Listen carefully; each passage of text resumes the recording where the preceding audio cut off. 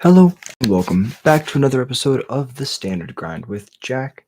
And now we're just going to be jumping into some arena. I know my room's messy, I'm so sorry. This. Jumping into this. Alright, so we're just going to run it back with some goblins. Just another day. No spoilers, no craziness to talk about. Started another lore series with Jace and the shorts. So if you enjoy lore content, go check out the YouTube shorts before we start. If you enjoy goblins content, please like and subscribe. It's the easiest way to support me and show me that you enjoy what I do. Secondly, we are really close to where we need to be in order to hit monetization. I would love to be able to do this full time. Right now, unfortunately, I'm not able to, and that's totally fine. We're grinding to the top. But if you want to help support me towards monetization, just watch some of these long form videos. It's the best way to support me. Once I get to 3,000 watch hours, then I'll start being a YouTuber officially, and I can do this full time. I can start doing deck lists. I can start writing articles for you guys, gals, y'all. But until then, everything's free. It's always gonna be free, but it's just about how much time I can afford to put into this. And so, with that aside, I really appreciate you watching, and let's jump into it. So we play goblins, of course. It's all we do on this channel. But right now, we're trying a build that's Gruul. There's a reason you usually want to play mono red. I feel like right now you get access to just so many good red goblins, there's not really a reason to splash a color, and often a splash will slow you down. However, this deck splashes in order to have some late game resiliency in the form of Afterburner Expert. This is one of the new goblins from Aetherdrift. So Afterburner Expert is a 3-mana 4/2 creature goblin. You exhaust for 4 mana, put 2/1 counters on it, and then it becomes a 6/4, which is kind of insane. But also it has this Vengevine text. Whenever you activate a non-exhaust ability, if it's in your graveyard, return it to the battlefield. So this is extremely busted with just normal exhaust synergies, but specifically with a card like Draconics Engineer, where you pay 1 mana, you can give something haste, but the activation of the exhaust is before this colon. So in Magic, it's really interesting. You have exhaust, or you have costs, and you have effects. So you pay a cost, and that happens before the effect goes on the stack. And then once you've paid the cost, then the effect goes upon the stack. So when you pay your red, that's going to trigger the exhaust, which is going to put this trigger on the stack before this trigger is put on the stack. And so because this trigger is put on the stack before it resolves first. Then after this trigger resolves, the Draconics Engineer will happen because, no, you pay the cost, the trigger goes on the stack. Before the trigger resolves, then the other trigger is placed on the stack, resolving first, and then your second trigger resolves, giving it haste. So that's why it's like a Vengevine, because it comes back, it can immediately attack, and you can do it at instant speed because this does not say at sorcery speed. So you can surprise your opponents with big blockers, you can do some crazy stuff. Also, Grease French Goblin, an amazing card. Actually, shout out to Goblin Lackey. Goblin Lackey gave me this tech. I thought this card wasn't that good, but Goblin Lackey says that this is the best goblin that we've gotten since Skirk Prospector, which I was very taken aback by, because Skirk Prospector, if you know goblins, if you play goblins, Skirk Prospector is one of the best goblins we've seen in such a long time. However, Grease French Goblin has the ability to pressure your opponent in the early game. It trades up if you're blocking, and if you're flooded, you can pay 3 mana, discard 2 cards, draw 2 cards. So it literally is a Fable, second mode on a Fable, and on top of that, it puts a counter on it, making it a better threat. So this card's super powerful. It's really good with Howl Squad Heavy, being able to give your things haste. Also, having that Rabble Master text, where at the beginning of combat, you make a dude swing in. The max speed text rarely comes up. Sometimes it does in these grindy games, and then you get to just play a Draconics Engineer, exhaust, give things, or make a 4/4 dragon, then give things haste, bring back your 1 Afterburner Expert. You're swinging for a billion. The game usually swings around really fast. Right now, there's a couple of graveyard decks in Standard, so this main deck, Agatha's Soul Cauldron, is kind of a meta call. I don't know how I feel about it, but we're testing it. And it's really good if your opponent kills or counters your Krenko and it goes to the graveyard somehow, or even better if they mill you and they mill your Krenko into the graveyard, or they make you discard it. That's also something you can do against Pixie. Then you can Agatha's, tap, exile a creature from your graveyard, and as long as Agatha's in play and that card's exiled under it, all your creatures that have counters on them have all activated abilities. So if you have 4 creatures with +1/+1 counters, they're all Krankos. So that seems pretty bad for your opponent. Sideboard's pretty straightforward. We're testing out Paw Patch, Lithomantic, one more, Agatha's.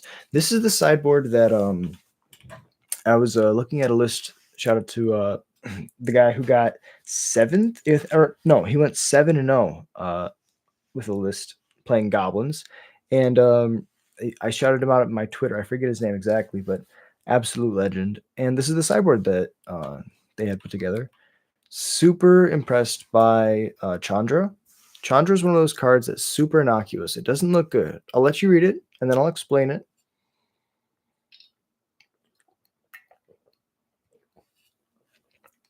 Make sure you're hydrating.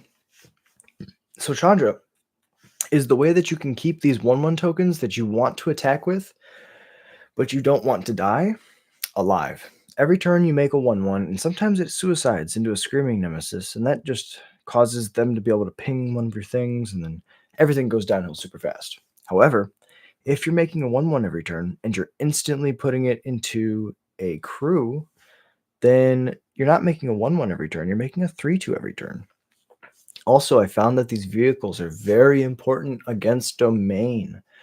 I feel like you might have a case to play Chandra like in the main as a one of, just because of how good it is against domain. They go Wrath of God, then you go Chandra, immediately attack for 3 because you use 0 to make a 3/2, and then you go to combat and you crew it for free and give it haste. Then you attack for 3. The next turn, if you play a creature, right, you can tap the creature because it doesn't have haste to crew your 3/2 and then make another 3/2 and attack for 6. So it just makes the math against domain really, really good. And it's worked so far. The only thing I want to say about this sideboard right now is I kind of want to find room for Baloth. I think that Baloth, if you're playing standard right now, Baloth is one of the best cards that you can be playing. Obsidian Baloth, when it enters, you gain 4 life. It's a 4-mana 4/4, but if a spell or an ability an opponent controls would cause you to discard a card, put it on the battlefield instead of putting it in your graveyard. And right now, there's a lot of bounce, and they'll just make you discard cards willy-nilly. And if you can just randomly throw a Baloth into play, you're going to win some games. I think 3 is fine. Oh, that's 16. Silly Jack. No, if you know me, you're going to be like, why does he not have Leyline of the Void in his sideboard? And you know what? You'd be completely right. I should be playing Leyline. I'm testing out a version without Leyline to see how it's going to go. We have 2 Agathas. That would be 3. I think we need all 4 if we're not playing Leyline. I personally think that Leyline... Oh, no, we put it in the main. What did we do? 62? This isn't...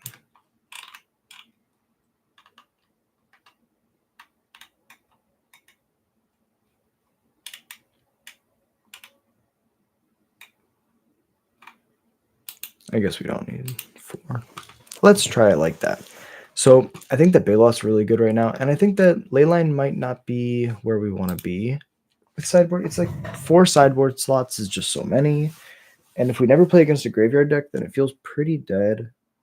And I was really impressed by seeing there was 2 lists. There was an 11, a list that got 11 wins. I think it was in a challenge, or something like that. It was insane. I think they top 8'd.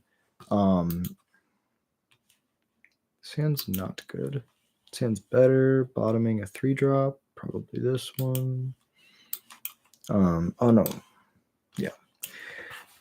Because we could, here's the thing, we could bottom the Agathas because it doesn't do much. The issue is it's a castable, and if we never draw our 3rd land, we want to be able to cast something. If we keep 2 3-drops and we never have a 3rd land, we're in really bad shape.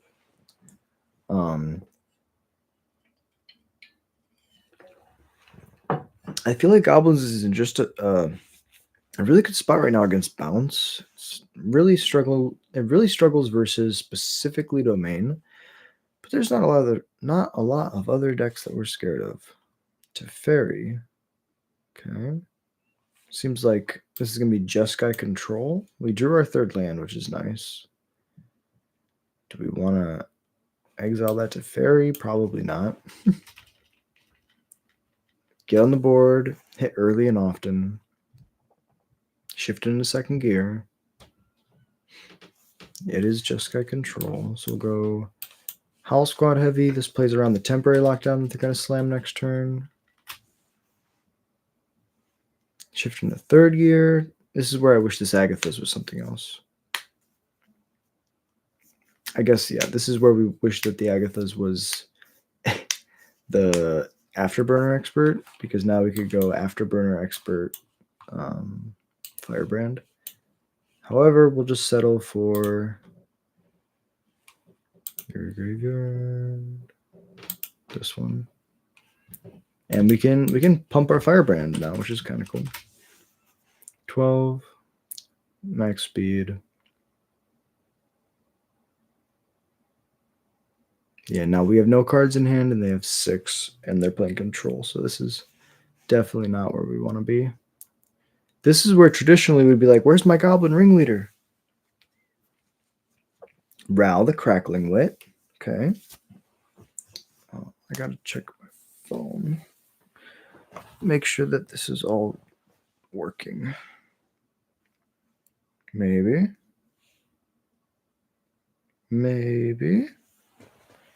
And okay, it's not frozen. That's amazing. Okay. We did draw a mountain though. Okay. We got this. We'll go to combat. We will attack your face. You're going to chump block because that's just smart. Yeah. Makes a lot of sense.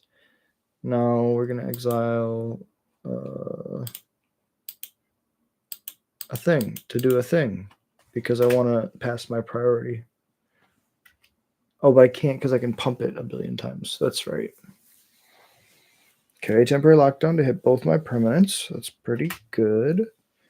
Respectable, good. Hey, what's up, Sal? Appreciate you being here, bro. Thank you for dropping in. How's your night going? Lockdown, okay, that's fine. Paw Patch is cool, though, because it would mean that... sure. They got to kill me eventually.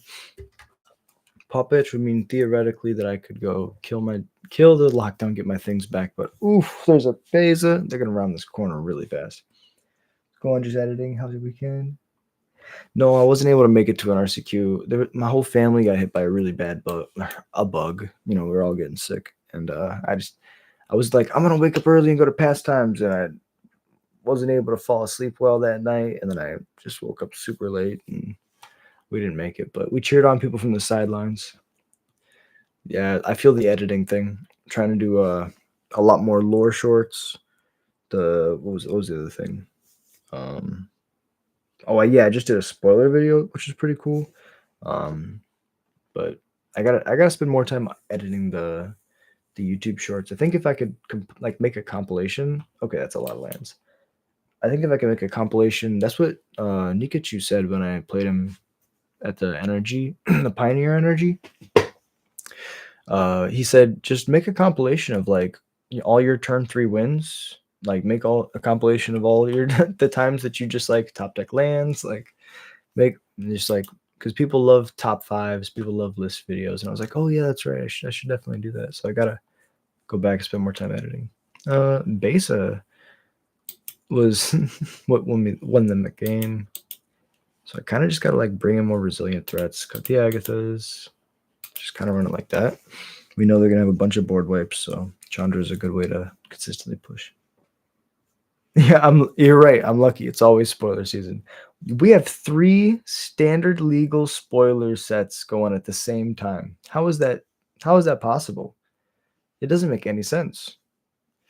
We have Tarkir, Final Fantasy, and now Spider-Man all at the same time. They're like, oh yeah, content creators, you want more? We can give you more. We can crank the dials. Eventually, we're going to be begging for them to stop. It is too much, I agree. This hand's decent. Let's try it. We don't have a 1-drop. Doesn't feel the greatest, but we have our lands. resilient threats. A scry at the top is terrifying.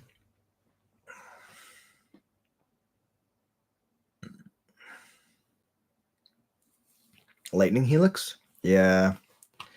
That's a good one. If you're playing Jeskai Control, it's like the card. Oh, I didn't play my green source. I guess this allows me to have Hasty Threat, which is pretty important. I shift into second gear. This gives my 4/2 next turn haste.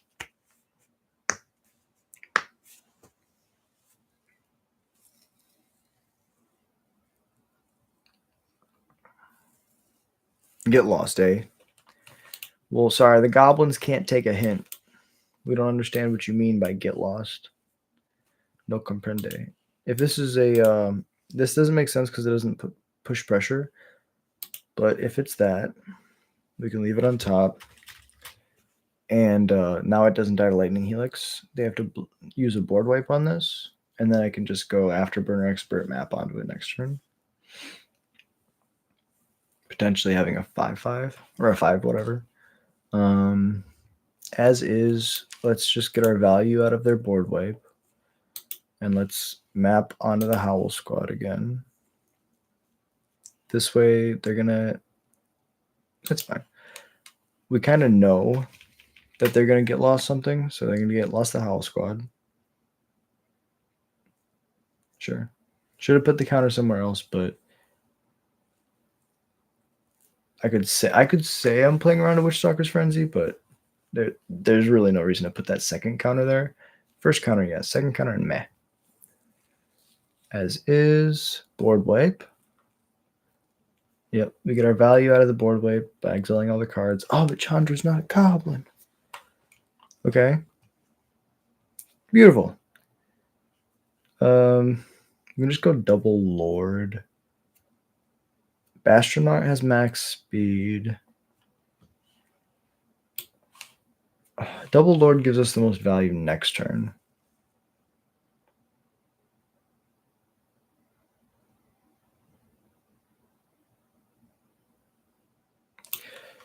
So if we go Bastronaut Horde Master, no, it's just so much better to go double Lord. If they have a Wrath, we get 4 death triggers. It's close because the Bastronaut has double strike, so it's like really close. But see, because now they're gonna grind like this. They're digging for another board wipe. But yeah, that's the best draw. So we can go here.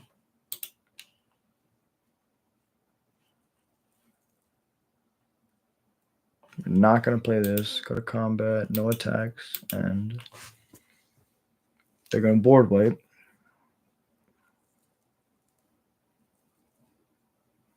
Attack first, of course, then board wipe.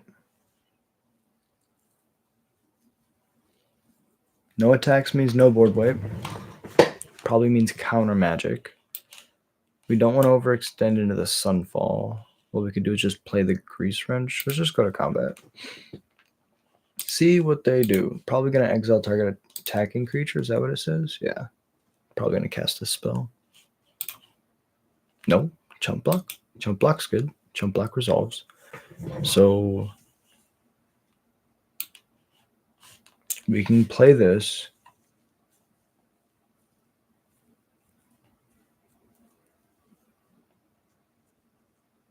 We save this.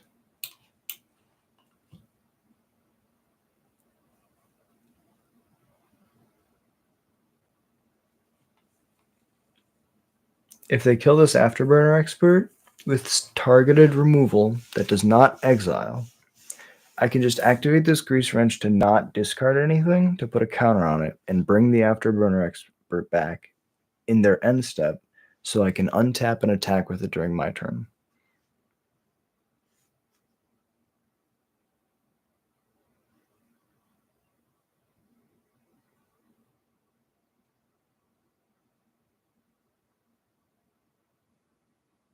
So they counter it.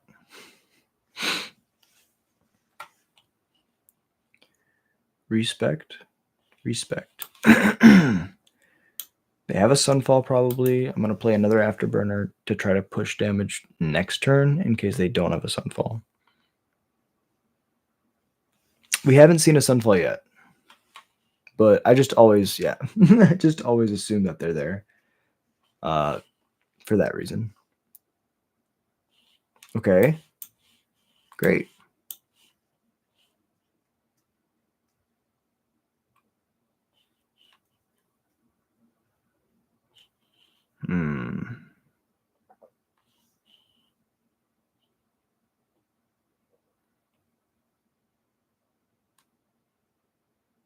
I think we just pass and make a dragon.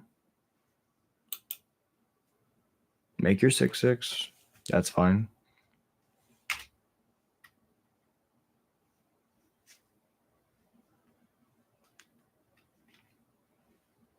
Sure. We're racing. They probably have double lightning helix.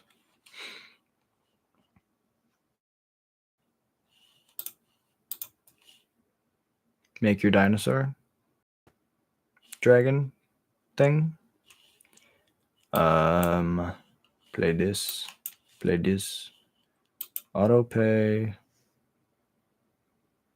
The issue with this now is that they can go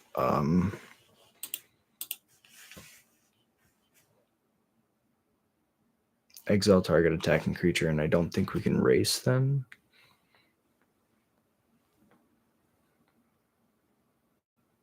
They make a fish as a blocker.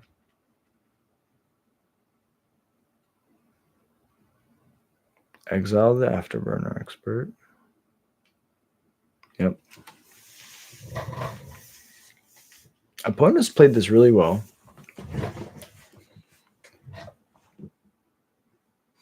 Doing a great job using their resources. Like, they used all their mana there perfectly. That's awesome. All right, we need something crazy off the top that can play through double fish. Plus counterspell, plus removal. That's what I'm expecting. I'm expecting make a fish, counterspell removal. Don't know if that does it. We can go to combat.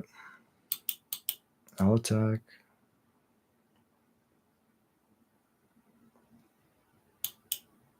And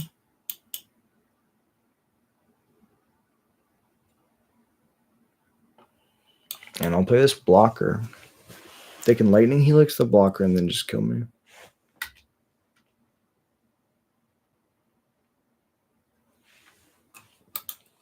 I will, my last act of defiance, I will ping them. And then say good game. Nah. They can get the satisfaction. Respect. GG's opponent, well played. Well, starting off with Jeskai control, that's a way to start. I think traditionally we have a good matchup versus them. So that's interesting to see. And that was a game where we drew a bunch of Afterburner experts. I think Agatha's did not feel good there. Afterburner's decent. Just go up a Krenko, call it 60. Oh. Run it back. See if the numbers feel a little bit better. We should always have a really good control matchup. That's something that like Goblins is like usually geared towards, is being able to grind, being able to like go to the late game and push damage consistently over time.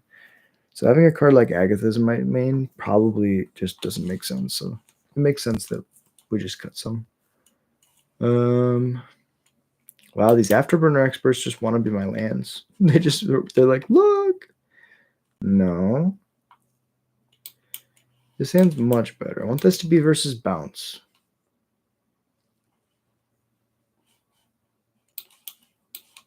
Here's my 1-drop. You can kill it now. Wait. Wait, what? Opponent. I am confused. I'll make a token at the end step and then pass it over to you. Play a board wipe? No, they're playing counter magic. And I'm going to go Goblin and then say, got him. Play a Lord. Sure. I will attack for 7 and pass. Yeah, they probably had a counter magic up. Oh, no, there's the white. There's the white splash. Bin the counter spell. That makes sense. We're just gonna go to combat. Shield's Edict. Non-token A. That's fine. If I double pump this is 4, 8, 9. So that's fine. We're just gonna sack this one. I get a death trigger. That's a great card. Go to combat, attack with everything. Kapow. Max the speed out. I can play this on my next turn, so we're just going to play this bad boy and pass. Shrug. Hands in the air shrug. GG's opponent will play. Alrighty then. I can't say that was bounce. That looks like just Esper control. I think we got a pretty good Esper control matchup. They were even on the play, I think. Don't remember.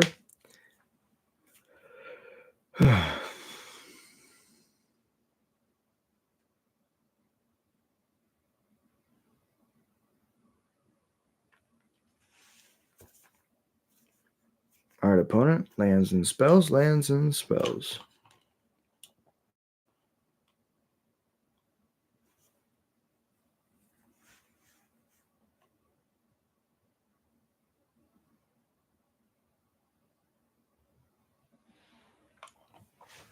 Oh.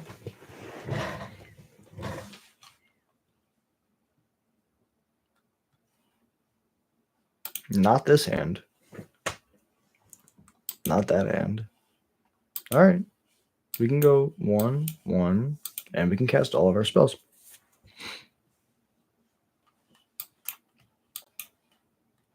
The beauty of red is you get to do stuff like this.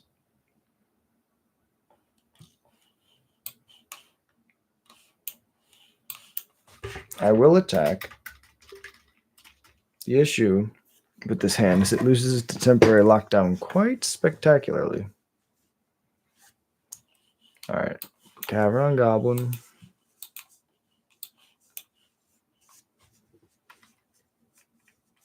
The deuce.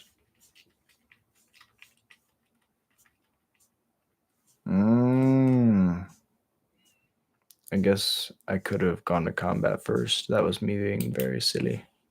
Silly Jack. Could have gotten a free token there. I'm a silly, silly guy. I make mistakes all the time. Don't act like this guy. 'Cause I'm just Jack. Alright, we're going to attack. Put them to 16. Seer Slicer token. Untap, keep, draw, crack the token that they made last turn from their deduce. They just pass it over again. It's not a good sign. I think we just play another Lord.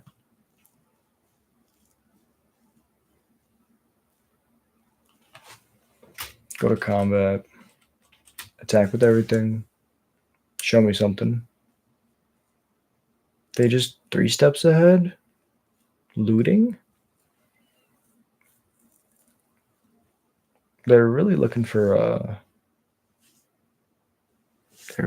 removal. Exercise? I'll end the turn. Easily kill them next turn. If they don't board wipe. If they board wipe. Yep. I mean, that's like an awesome board wipe for us because we could draw a billion cards. I'm like super excited now. When my opponent doesn't Sunfall, this deck is dope. When my opponent Sunfalls, I'm like, no, my death triggers, please, God, why? Okay, Okay, I'm making less jokes now. I'm making less jokes now. That's really good. We just go Lord. That's an attack for 3 and 2 is 5. Okay, so we have 5 mana to work with. We can't cast 2 of any of these spells.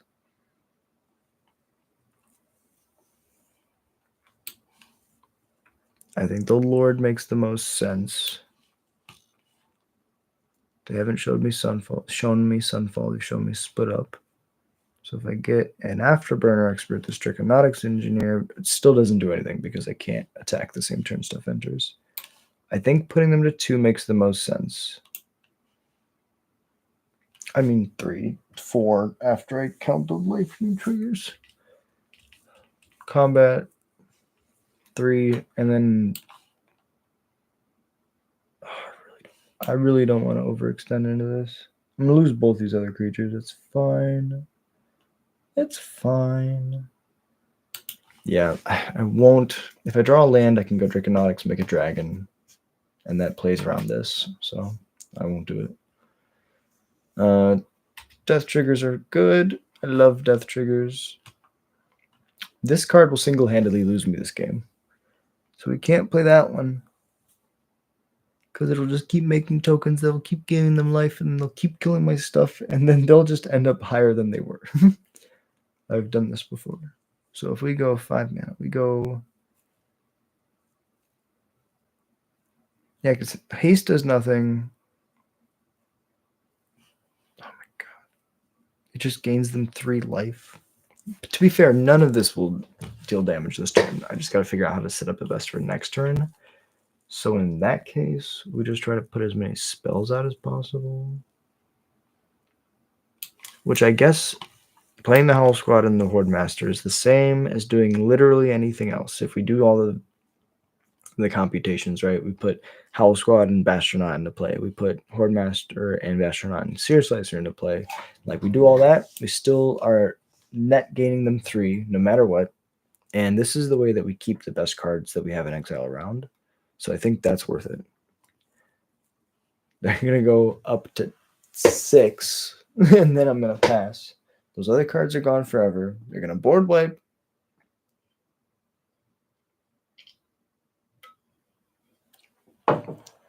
Yep. And then I'm going to go back to my turn, draw a land. Or a Krenko. Krenko might just beat them to death with his normal 3/3, like justness. 3/3 of justice. It's either Krenko or these two, and I think these two are better because it's 4 damage over 2 bodies instead of 3 over 1, and I can't. If I draw land, I can double spell next turn. What am I saying? If I draw a land, I can't. No, if I draw a 1-drop, I can double spell next turn. I guess that's what I meant to say. Have me Edict. I will sack this one that will gain you 1 billion life. This one will just beat your face. Actually, it feels like they're going to kill this one. Go to mine. Oh. Oh. Brr. Okay. Attack.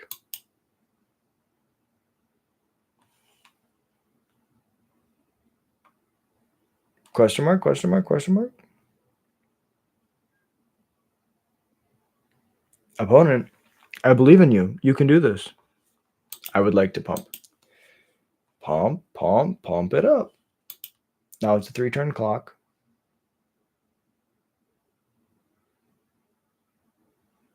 They're going to demo field this still in combat, and that's fine. I would like to take my action and then my deck. Get a basic. They have another white source. I can just make a dragon, so I'm going to end. I'm not going to play the Krenko because they're going to, if they have a board wipe, like this Day of Judgment, I'm just going to let that resolve, and I still have my 2-turn clock. Play the Krenko. Pass it over. Don't play another spell. Don't play another spell. I need them to draw land. Okay. I forgot we're holding a land, so it's going to ask us to do stuff. Land, please. Opponent, we are sending you good vibes. Good vibes. Okay. That's kind of what we wanted. Go to combat. I know this doesn't feel right, but if I make 1/1s, they gain life, and then I don't have lords. The issue is I could just kill them with 2 swings. But this blocks next turn and dies. They go up to 4, but then I have 2 lethal attackers next turn. So if they draw another land, it does work. The math just barely is better for me to attack here than it is for me to make a token, and that makes no sense. But if you think about it, it kind of does.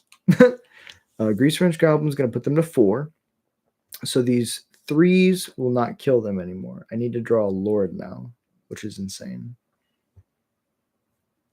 This Anchorage is going to block one of them. If they have nothing else, the other one's going to get through for 3, and they'll go to 1.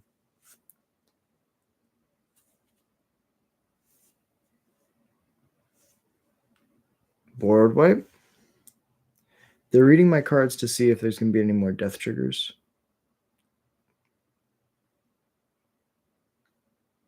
Anoint. Okay, well, in response, I'm going to discard this card. Draw a card. That's a decent card. Not at max speed yet. Question mark, question mark, question mark. We want 1 Lord. This puts them to 5, though. Oh, my God. Okay, I think this will be fine. We play the Dropkick Bomber. They get a trigger. They go to 5. We play the Bastronaut. They get a trigger. They go to 6. I go to combat. So now, if I attack, they block with a 2/3. They fog it. If I tap it, I make 3 2/2s. They gain 3. They go to 9. But then I have 3 2/2s. And that kills them for sure next turn, I think. Let me think. 3 2/2s is 6, plus the Krenko itself attacking, plus the Dropkick, plus the 2/2 with double strike. It won't have double strike next turn, though, if I don't attack now. I mean, if they block, then it won't have double strike anyways. I think the math still is a little bit faster if I just attack. Just a little bit faster, because if I tap, they're going to get more authority of the console triggers. This also forces them to chump block with their 2/3. Pump spell the 2/3? They could pump spell the 2/3. Okay, I'm scared they're going to give it indestructible and death touch. No, it's just a chump. That's great for me. We'll pass. We have lethal on the board. Opponent can kill the Krenko. That's fine.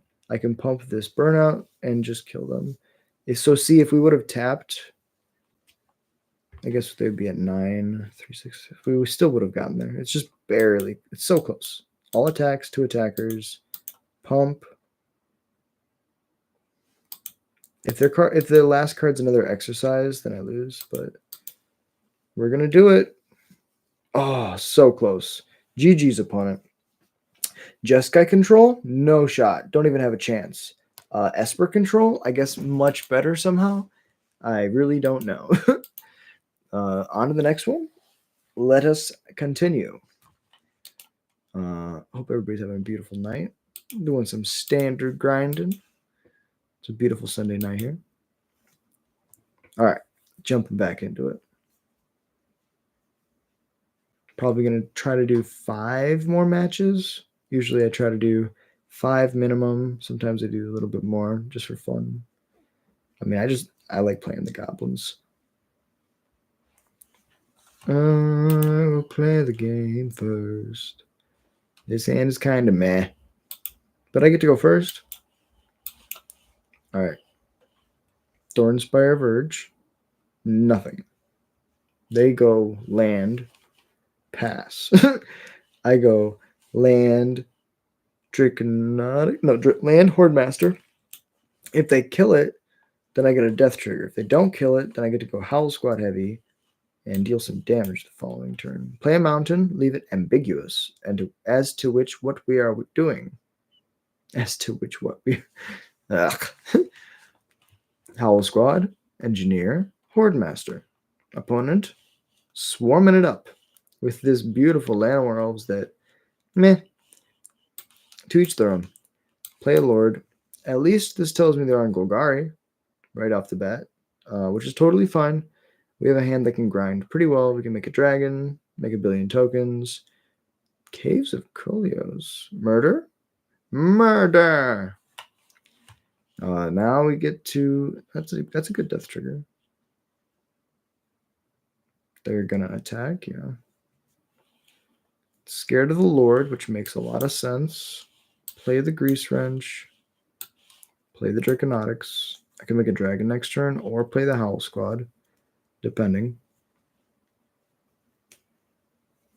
The one thing about not playing Scamp anymore is that Scamp would give you a lot of opportunities to just like throw damage. So I kind of miss Scamp sometimes.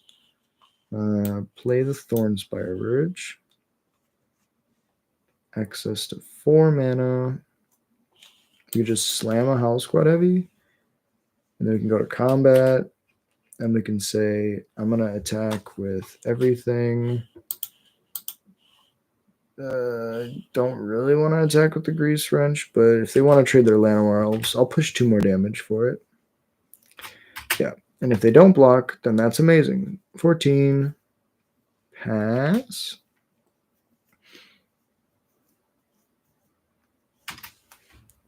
If I draw a land,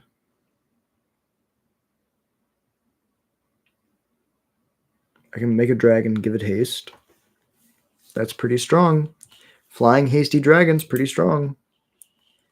Let's go land. Do we go Flying Hasty Dragon, or do we just go Lord?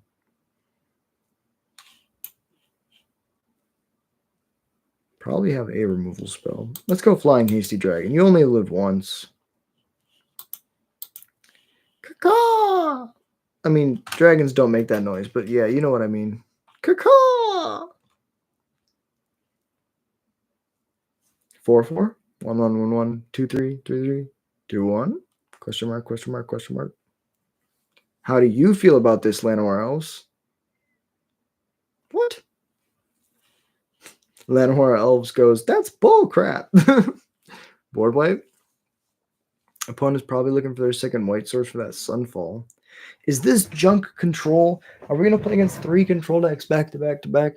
Has that what's been beating Domain? I have no issue with it, but I think that'd be really funny. All right, opponent, give it to me. I believe...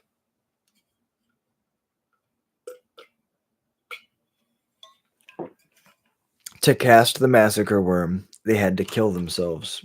Oh, the pain. Opponent probably could have killed me there.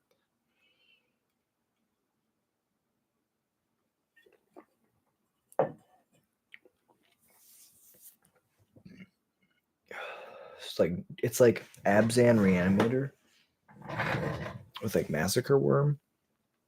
It's like Abzan Ramp into Massacre Worm. I don't know. I think we probably should just like trim our top end and just like try to be stupid aggressive. That means like bring in like I don't know.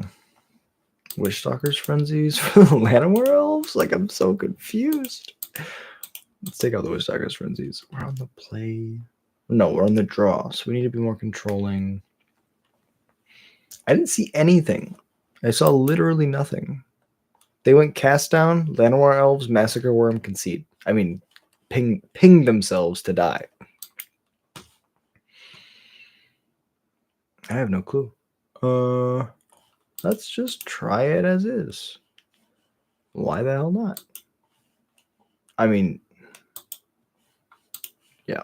I was like, maybe there's a consideration to playing Chandra because we're going to assume that they're playing board wipes. I mean, the Massacre Worm is literally a board wipe. We saw it. This hand will get me killed against a Massacre Worm.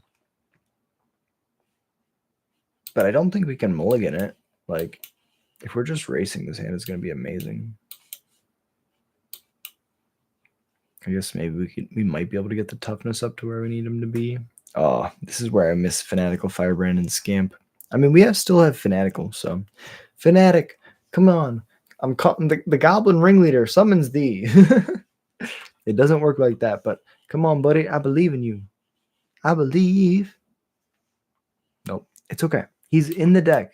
You know, you can't just like expect goblins to show up when you need them. Like, that's the beauty of it. It's a surprise. That's the beauty of Magic. It's a surprise. Sometimes you draw what you need. Sometimes, you don't. Oh, that's what they're doing. I see it now. I can see it now. That's pretty cool. 6 mana Reanimate. Or 4 mana Reanimate. If they have something good in their graveyard, which they don't. We could just play a Lord. We could play a second Dropkick Bomber, and that would have actually made a lot more sense. But I think I like getting the Lord down now. Try to protect our stuff somewhat. Yeah, because that was silly of me. Quite silly. Probably going to lose to a board wipe, so I'm going to hold this Seer Slicer. So we have 5 mana, play both of these. Just play as Bash or not. It's a misplay, but now I'm running with it and trying to make excuses for why it's right. On the turn that I played this Dropkick Bomber, if I played this Seer Slicer, I'd have twice the number of tokens that I have, and now I'd have 4 times. Or yeah, it's just an order of magnitude. Lands. Oh.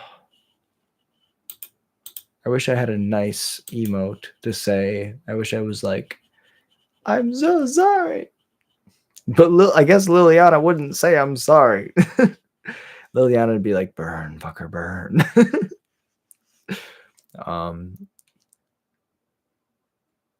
Yeah, poor opponent. Not being able to... and sadly, this doesn't work the way that they think it does. Oh, it does? Same name. But the tokens don't have the same name. I guess it makes... maybe this does make sense. Because I thought that it wouldn't because they aren't named the same thing. But I think they are. If not, they errated it, which is good. Because that was always weird back then. I like the fact that they got rid of the tokens, but I don't know if that changes much. Land, combat, attack. I would not like to go to damage. It's just a little bit. And now it doesn't have double strike. I was going to say now it does double strike, but it does not. You have to deal damage 3 times. Triple black. That's not good. Triple black's not good. Oh, they just conceded. Thank God. I was really scared. They played their 3rd black source, and I was like, Massacre Worm? I don't think we can beat a Massacre Worm if they resolve Massacre Worm, but thankfully they didn't have Massacre Worm. The double Seer Slicer hand got there somehow. That's crazy. Yeah, let's just keep running it back. I kind of miss Scamp, but if you're winning, you can't say that you missed something. You're like, I missed this, and then you just keep winning. You're like, what? Okay.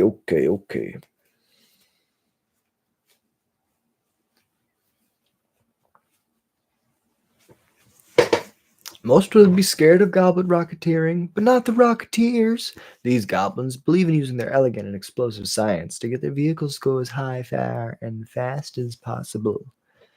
But it's hard to read things real fast. Your lips kind of just collapse upon themselves and don't want to enunciate. Nuclear catnip. I thought it was cantrip at first. And I was like, a D&D reference? Hell yeah. And hell yeah, I'll take the play. And hell yeah, I'll keep a keepable hand. As long as opponent's not playing bounce, we're going to be really happy. This is like the one hand where bounce like just destroys us. we're like terminal land. They're like terminal land discard. And then we're like, okay, turn 2. They're like turn 2, pick up discard. And we're like, okay. Things start to go downhill real fast. Okay, that's Golgari. So that's really good for us. It's an amazing sign, actually. So we just play Draconautics Engineer. Will be attacking for 3 next turn. Actually, I take it back. They'll have a cut down. Beautiful Blooming Marsh. I mean, now that I look at it, it's slightly less beautiful. I mean, I like cowboy stuff, but like as much as the next guy, right? But are those like saw blades moving the train? I'm not gonna think about it. Yeah, the guy died, but I guess that one made a dragon, so it's kind of worth killing him. But then this guy makes a dude and attacks right away. Is that a white mana source? So this is a junk deck. Fascinating. Okay.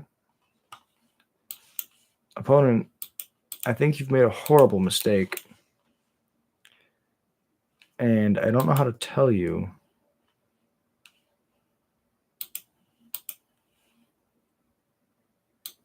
Two attacks, but now I would like to activate. Good.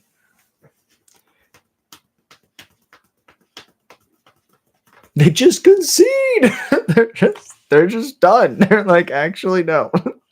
They're like, actually, pick it up. Go home. Okay. Well, why'd they put my boy Krenko in standard? Come on, don't do it like this. Don't do me like that. Don't do me like that. Oh baby, baby, baby. Don't. All right, let's can we tap Krenko one more time? Come on, that was so much fun. All that hand was Howl Squad and Krenko. My opponent killed the Draconautics, because that's right. You gotta kill the Draconautics. It makes a dragon for fuck's sake. But then I just played a value 3-drop into a value 4-drop, and they literally couldn't win. All right.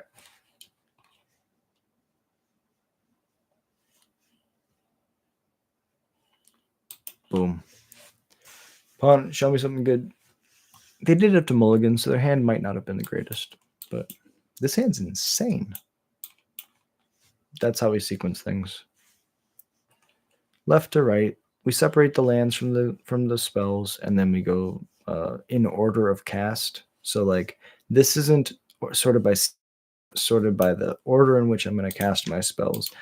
Just come off like a conveyor belt. That way you don't have to think during your turn. It's one of the big things that I think saves you brain power in a match is sequencing. As soon as you receive information from your opponent, you factor it into how you want to sequence your hand. You order the cards in your hand in the way that you need to play them, and then you kind of just have a conveyor belt where when your turn comes around, you go, there's my land, there's my spell, and then during the next turn, after I'm done doing this and letting my triggers resolve, now I'm thinking about, okay, my opponent's probably going to board wipe. How do I recover from this board wipe most efficiently? So what I want to do is get this Afterburner Expert down, because even if I draw a land, I don't want to play Double Lord or Lord Draconautics Engineer. I'd rather Afterburner Expert, and then when they have to like play a threat to rebuild, I can go Double Lord afterwards. So this is great for me. Everything is haste, so I can play this huge boy with haste. They have to exile that. Seed of Hope. That's not an exile thing. You probably got a Leyline Binding. Everything? What? Well, we're pushing the damages. They probably got a Sunfall. So now if they got a Sunfall, we want to go Draconautics plus Seer Slicer. Maelstrom Pulse the token. Deadly Cover Up, okay. Ooh, Deadly Cover Up is really good. So they have Ancestral stapled to this.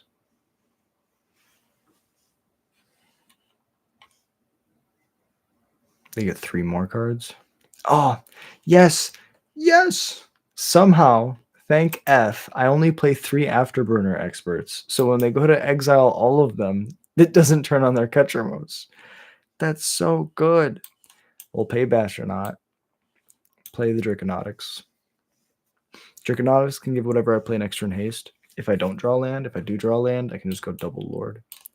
Annoyance pretty good. Now the Ketchermos is turned on. Ah, that's what all these junk decks have been. They're just Ketchermos decks. I see now. I see. Land.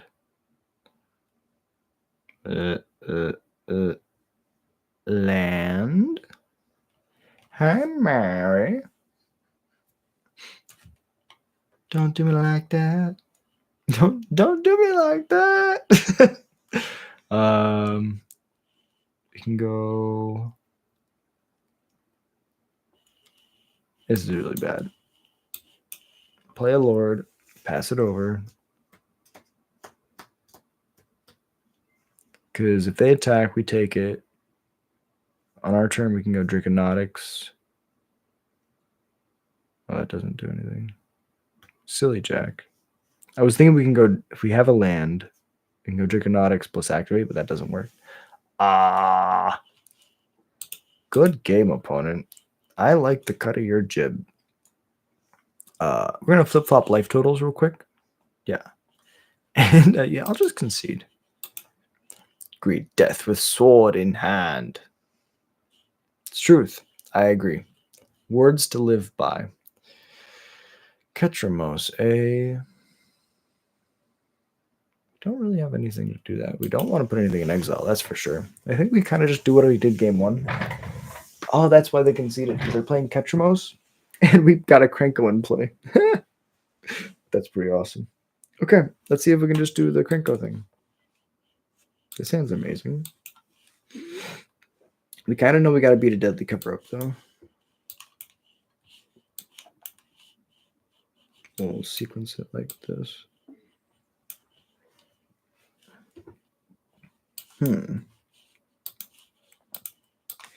Play this guy so he can die.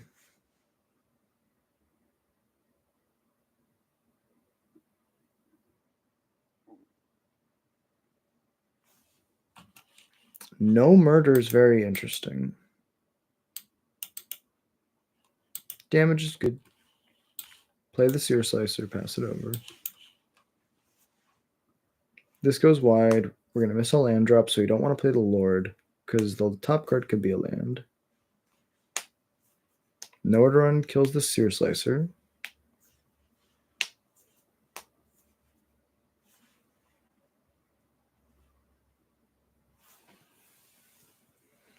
Oof, there it is. Okay.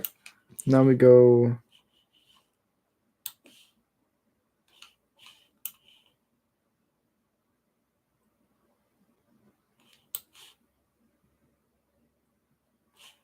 kind of want to hold these Howl Squads so that they can't surgical us. I think we just play this Afterburner. No, I think... let's play this. That's fine. Sorry, I had to figure out sequencing. So I'm going to play this because they're going to board wipe. And I think I just want to try to get as much value out of these cards as possible before they're gone. Yes, yes, attack. Damage is good. We're not going to activate the haste. If they do nothing next turn, we can just go. Sure. So we missed out on 1 point of damage. But they used the temporary lockdown. They probably have a deadly cover-up. They untap, play land, play deadly cover-up.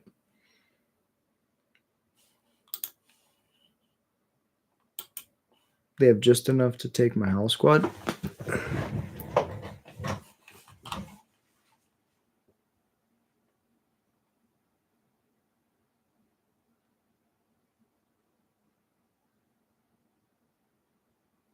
Oof. They Gix's command, pick up the Shieldred. I go Howl Squad. Attack. We'll get a land eventually.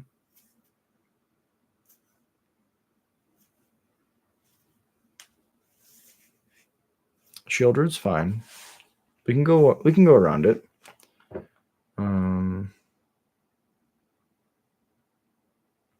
Fanatic's okay. It's not the greatest.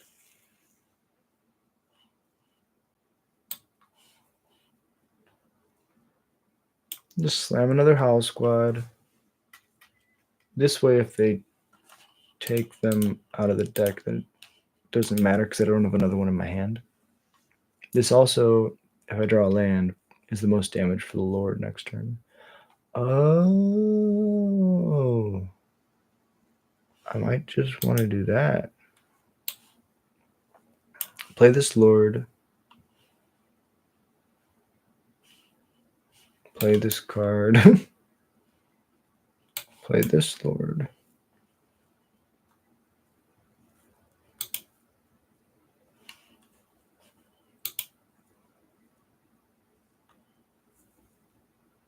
Deadly Cover-Up. No, that's not a Deadly Cover-Up. This might be digging for temporary lockdown.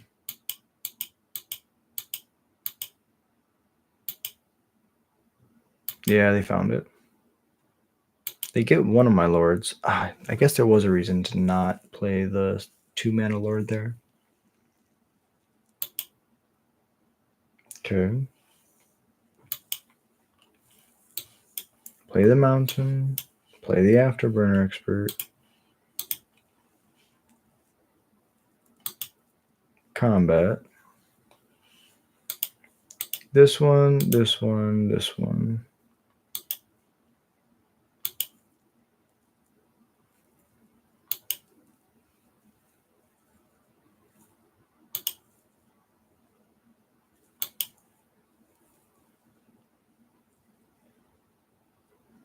Ketramos is fine.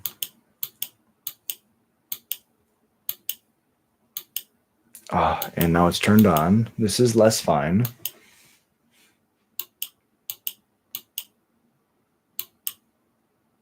Plus the Shieldred is really good. What's up, Tim? Appreciate you dropping in. How's your day going, bro? Up to Beanstalk. Yeah, we're playing against the new Junk Overlord Ketramos Junk Ketramos deck. It's really cool. Go to my turn. Draw. Sears Laser has haste, so that's something. They're tapped out. That's another something. They're at 15. That's another something. So I don't think I have enough to win. The issue is they have 2 blockers and they can gain 4. So they're at a perpetual 19 and I fog my 2 biggest creatures. We might be able to get some business in if we just start making things fly. So we'll just be like, go to combat. These 2 creatures attack, and then these 2 creatures will fly.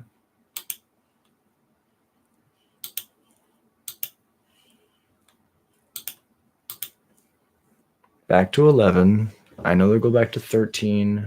And then if they cast any spell, like this one that I know they have, they'll go back to 15.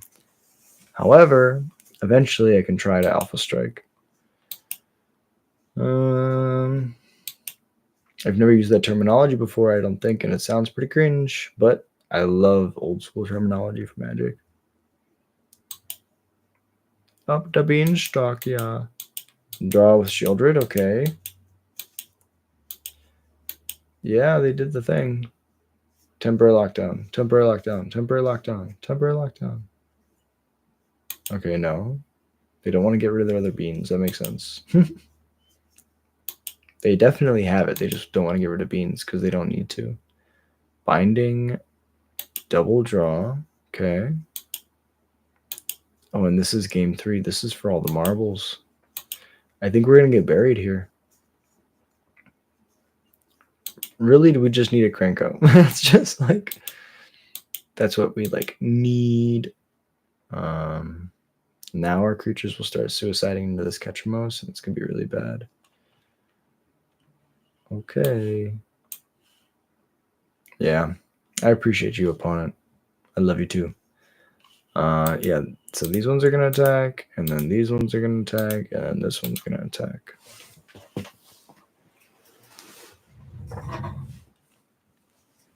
They'll net gain 1. Yeah. And then I'll make a dude at the end step, and I'll pass. Really need a Krenko. Yeah, this deck is really cool, though. This deck is super sick. Deadly Cover-Up. I think I can concede to that. No, my opponent hit me with the die with your sword in hand. I'm going to respect that, and I will die to this Ketchamos in 2 turns.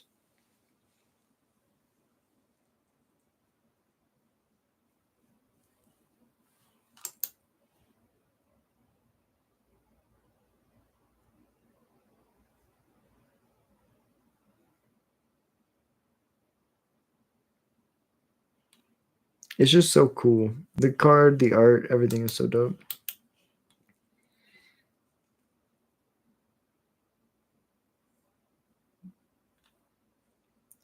Okay. I'll play my 2-1. Good game. Activate. Put a counter on it. Pass. I'm glad I made him laugh. That's all that matters. Honestly, it's a game, so if you can allow your opponent to have a good time. What's up, MTG? Thank you for dropping in, bro. Appreciate you being here. Yeah, if you can allow your opponent to enjoy the game a little bit, with your interactions, that's everything. I know I'm not going to win this game, but at least I can still have fun with my opponent, right? Yeah, they're drawing a billion cards. They're literally getting to live the dream, and I'm so happy for them because honestly, I can imagine you play a deck like this, and not often do you get to do this awesome thing. Sometimes the pieces don't come together the way that you need to. And this is just so cool to see. Take a screenshot when they're done.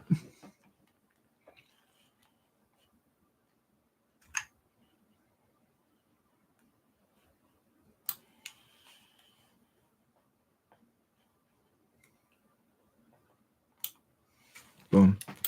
GG's opponent. Well played.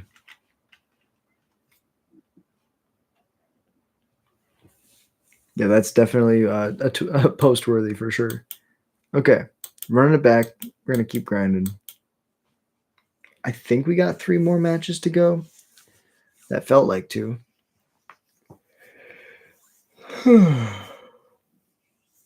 All right. Then we got some Brawl after that. For those of you that enjoy the slower content, we're going to be grinding goblins all day. Played the first. Oh, hell no. Much better. Probably bottom of 1 drop.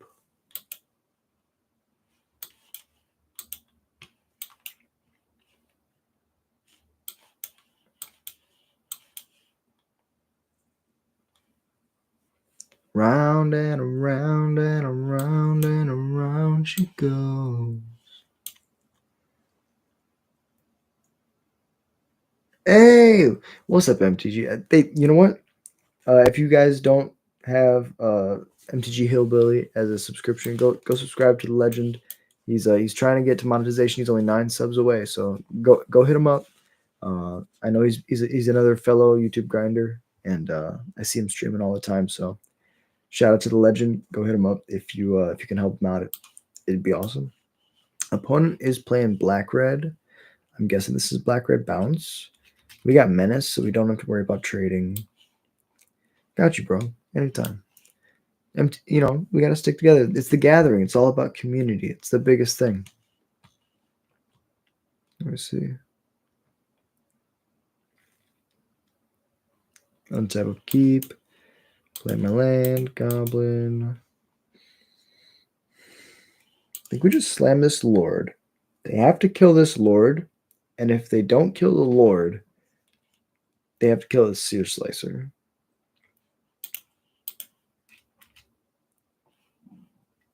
They're going to torch the tower, sacrificing the roll. Block a 2/2. Yeah. It would just make sense.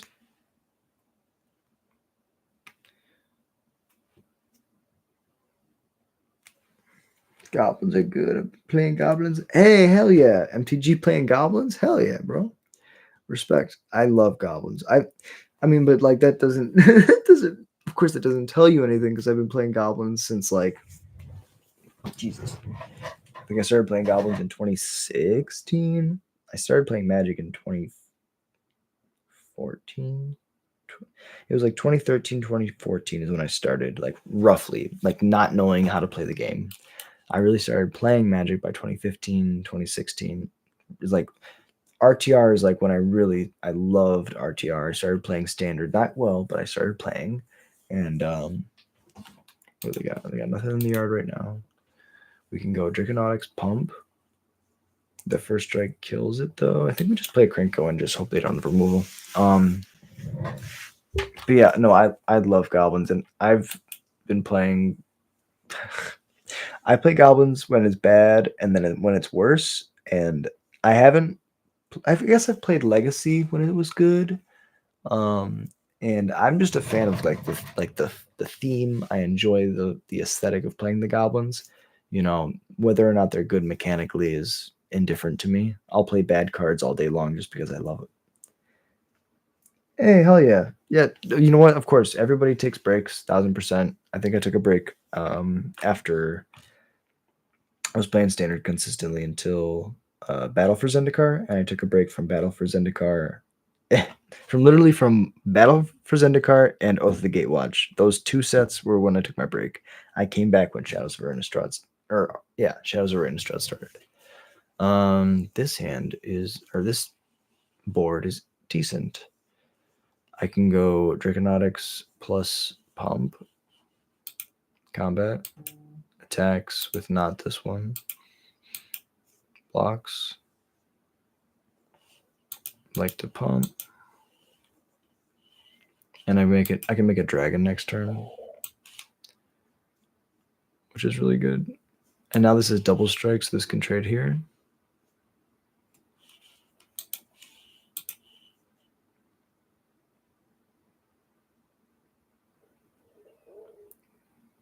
Round and around and around and around it goes.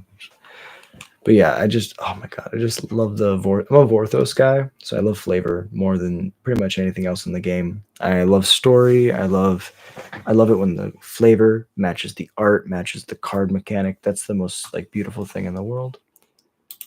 And yeah, they have a torch the tower for sure. Because now they can remove the thing, kill my Bastronaut. Rotten Mouth Viper. What kind of craziness are you on? I think we sack this token, right? I'll lose 0 life. 4 is a lot. Okay. I don't know.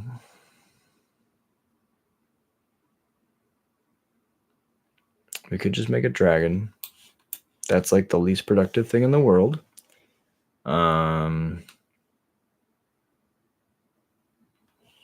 Make a dragon, give it haste.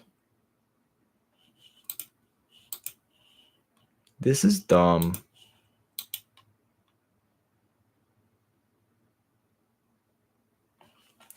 Well, the Seer Slayers are just going to keep making stuff so I can have fodder to sack for this Rotten Mouth Viper, and the dragon puts them in a spot where they can't really attack. If they attack, I kind of just like chump block and then kill them on the backswing. It's a really interesting spot. Rotten Mouth Viper is amazing, but I just have 3 must-kill threats. Yeah, I think Doomsday Mill is really cool. I've lost to that deck a bunch of times. Okay, they can sack the token, and that's cool. Draw 2 cards, even more cool. Looks like they drew a Go for the Throat. Removal spell would be the only reason why I could see them doing this. I will lose 4 life. And then I will chump block the 6/6. Does this shock me? No.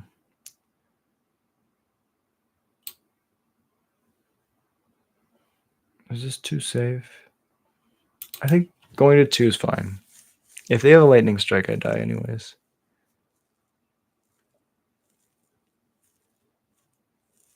They have 2 blockers if they sack the Mirth.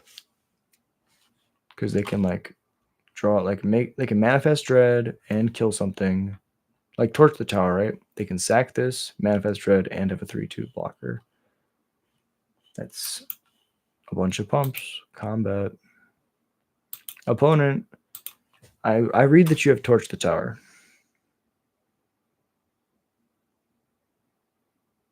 Yep. Totally fair. We did this math and we lose to it. Dumamu, I will come to bargain. That's fine. Go to blocks.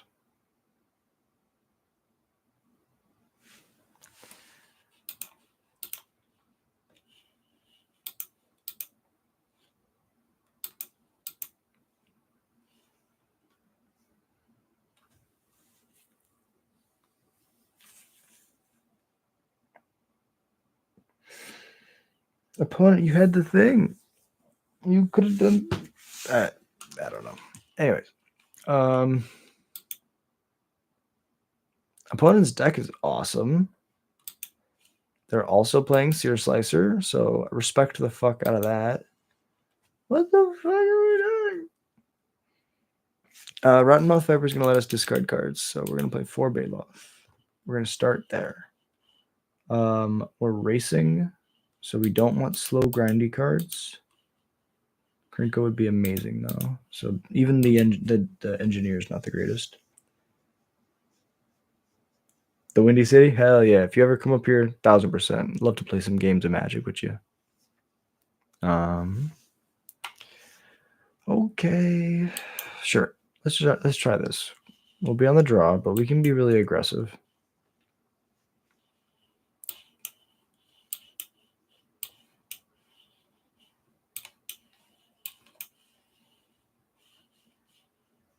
We can go 1, 2, no. 1, 2, 3. Play it like this. I'm on defense mode. So, but they have Alicia.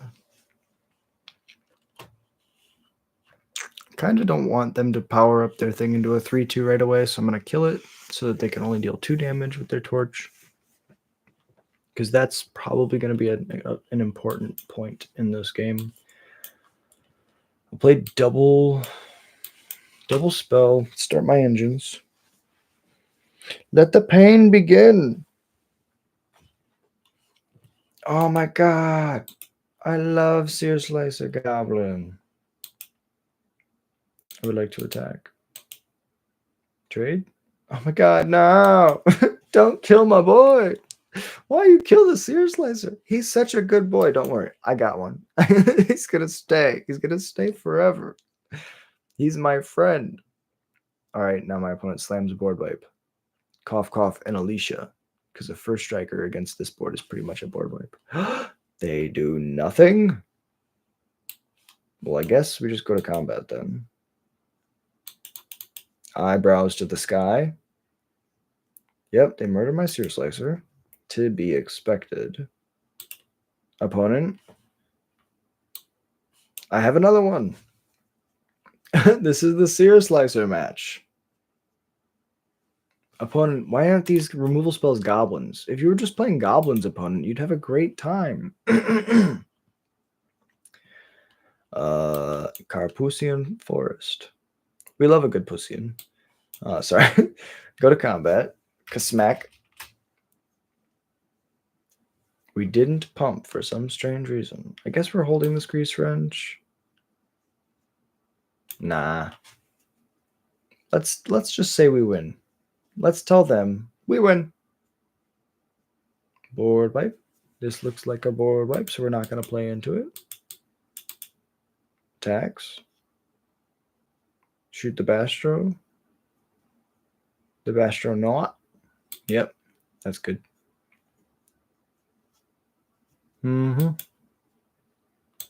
There once was a fish that went to sea, and the name of the fish was Billy O.T. Alright, they're going to go to blocks. Maybe. I would like to activate. Make it bigger, but not discard anything. That's not suspicious at all. Got him 4. Shrug. I like the goblin that gives haste and brings Cranko down to make a bunch of tokens with haste for the win. Yeah, Howl Squad Heavy is the shit. This card is so good. When you can just single-handedly, your opponent temporarily lockdowns your entire board, and then you go Howl Squad Cranko, suck it. It's like, yay! From my perspective, that line feels like Christmas. It's like, come on. This shouldn't be that good. Okay, you torched the wrong one. You're supposed to torch the Howl Squad Heavy opponent. It doesn't matter. GG's. Well played. So good. Okay, let's just keep running it back. I mean, to be fair, we're just playing against a bunch of control decks. And I think we got a pretty good control matchup. I think, let me see if we can change some numbers. I'm curious if something will, if we trim one of these and trim one of these, add one of these, trim one of these.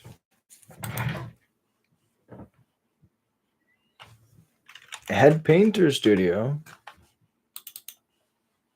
Shrug? See if the extra Lord matters.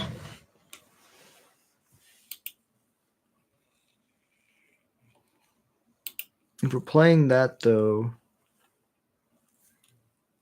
I think Scamp is better than Grease Wrench.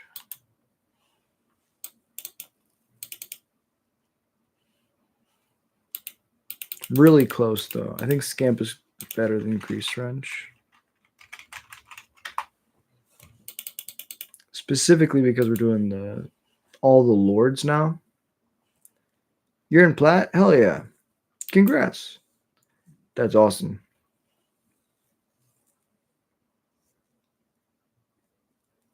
Yeah, I think Scamp is probably better than Grease Wrench. It's really close. Grease Wrench pushes a lot of damage by itself, but there's a lot of games where you need to have more removal.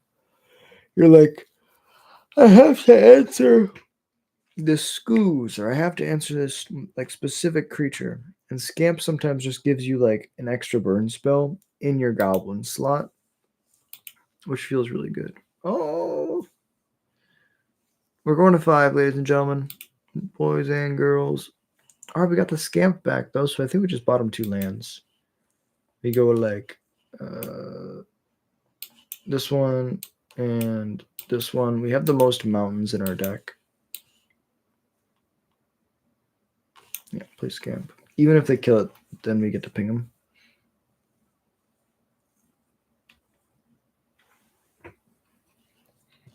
Paw Patch is good. Goblin. I'm going to ping their Paw Patch. Play a Burnout.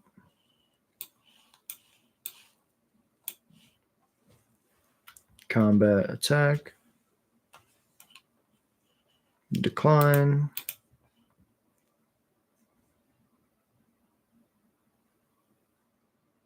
Oh, what the hell? It's a 2-mana 2/2 or 2-mana 0/0. It gets +1/+1 for each forest you control. Disguise is 5. When this creature's turn face up, search your library for 2 forest cards, reveal them, put one of them in the battlefield, tap, the other one in your hand. That's kind of cool. So we'll play our land, play our crazy Horde Master thing, go to combat and attack. They trade with a 2/2. Which, if this was a Grease Wrench, we wouldn't get any damage, but because it's a Scamp, we just get to throw more damage at their face. There's a Cranko. If we top deck a land, we can just slam Cranko. Okay, opponent's doing mono green things. Mono green is notorious for not having a lot of removal. which is going to be insane if we top deck a land. We did not.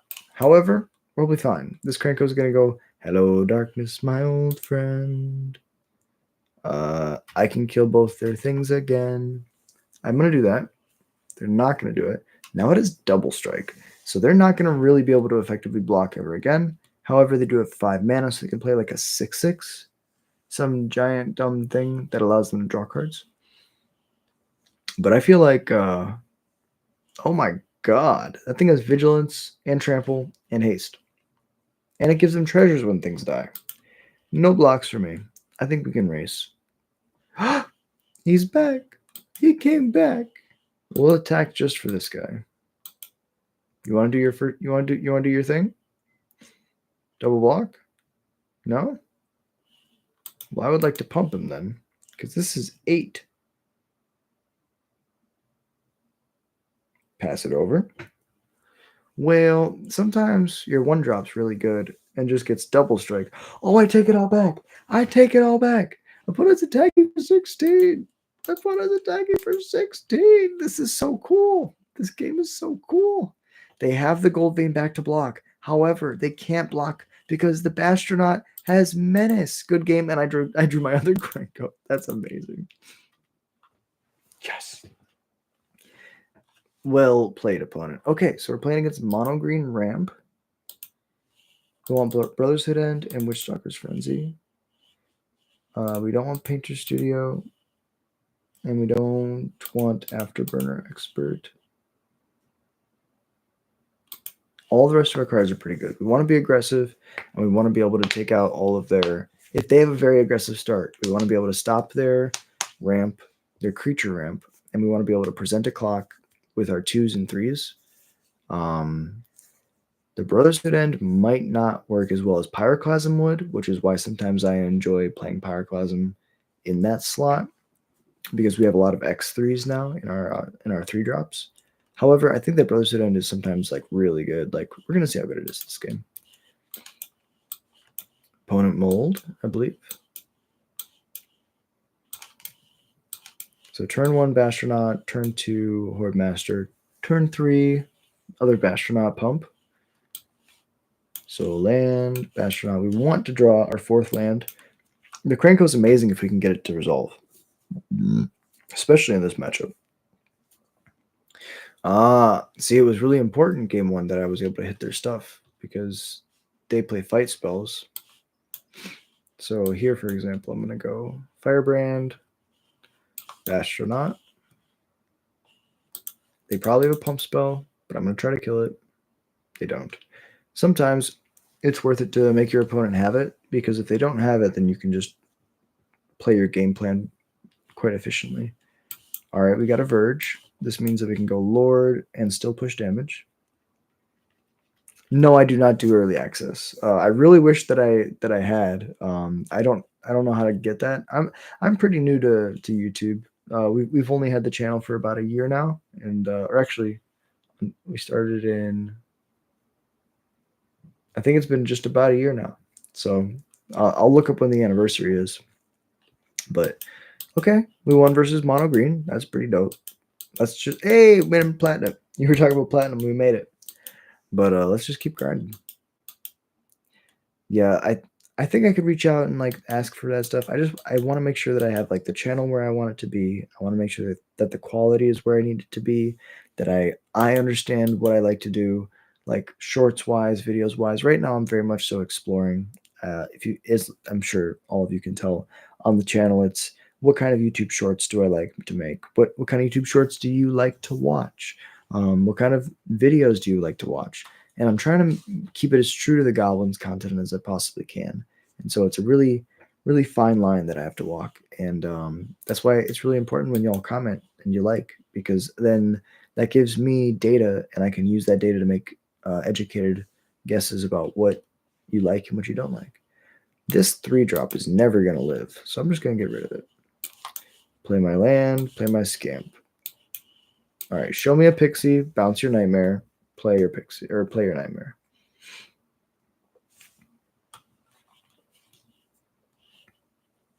Siren's fine. Crack on the Siren. Okay.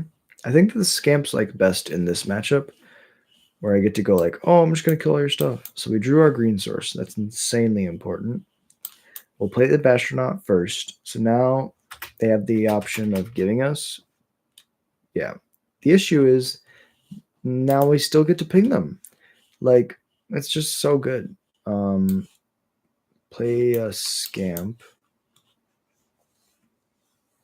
We want to save the Bastronaut for the future because if this lives, it'll just double strike. It just wins the game.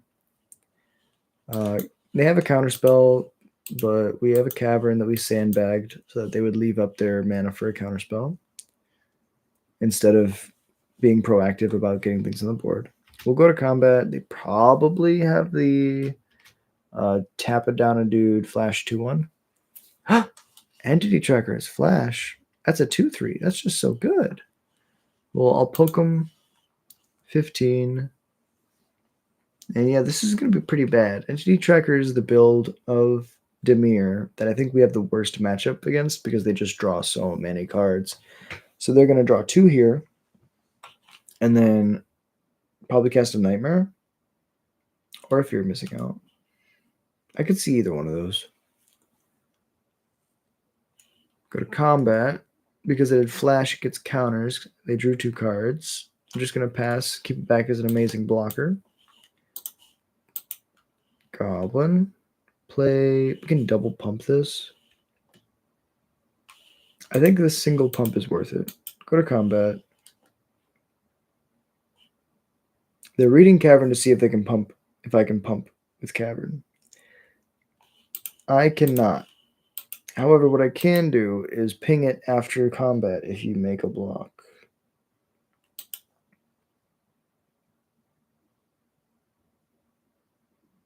Oh, we didn't pump this at all.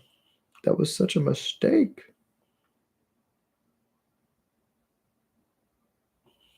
And now I would like to cast this to ping them for 1, killing this Entity Tracker. Nowhere to run? Nowhere to run. Puts a counter on the instant speed, kills my Bastronaut. No. I mean, this town's pretty good. Now I just get to play another double strike Bastronaut. If we draw a Lord, it's like the best draw. You have to email them and then give them a link to your channel. That's all you have to do. Oh, that's awesome. Well, hell yeah. I'll definitely do that. I thought it was like you have to meet certain bars and stuff. I'll definitely reach out. It's like, if I can give the viewer early access for goblins 1,000%, I would love to do that. Get some crazy brews out there. Spyglass Siren makes a map when it enters. They can shock me with that Nightmare. Oh my god. This is really cool. Oil Deep is going to target themselves. They're going to get to take a land, discard it, or discard the profs, and then they get to redraw. That's so good. Oh, my back. Oh. Oil Deep? Okay. Make it a 5/5 lifelinker. That's pretty good. We drew the Lord, though. Do we just trade with one of them? Combat, attack. They have to block 1. And what I'll do is I'll go pump. We'll deal 3 to the Oil Deep. And then we'll do 3 to the Oil Deep, or 2 to the Oil Deep, 1 to the Spyglass. So we trade with their board, and we get the Sear Slicer for next turn. They can go Entity Tracker, Nightmare, Nightmare. So draw, trigger, shock, go to combat. Profs puts 2 counters on Entity Tracker.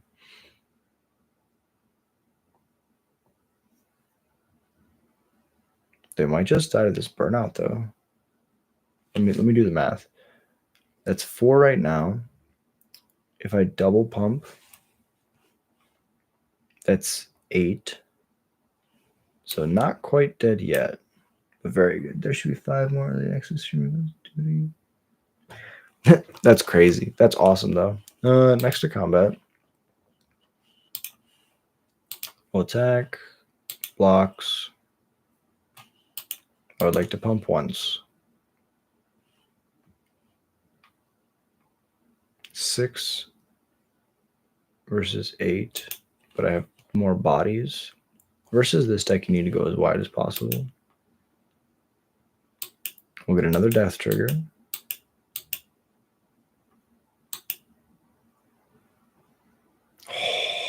Crank goes so good next turn. Play the Seer Slicer. You let me attack. I get the guy. I'll pass. If you're playing against your red opponent, just trying to help y'all out, kill the goblin before I declare my attack, because the Seer Slicer just requires me to have attacked. It doesn't have to deal damage. So you can just kill it like before. You have like so many instances before I declare attacks. When I go to move phases, kill it then. But I can understand if you're scared. All right, opponent. I want to land off the top so I can go double spell next turn. Okay, it doesn't matter because they still have a nowhere to run. See, this is why Entity Tracker is so powerful, because they just keep looping these cards, but they keep drawing more and more and more, which is amazing. A lot of builds don't play Entity Tracker, and I don't understand why. It's a little bit slower, yes. It's a little bit more clunky, yes. Is it worse in the mirror? I'm sure. But it's just so good. And I'm so dead. Play the Cranko, pass it over. Good old passing over.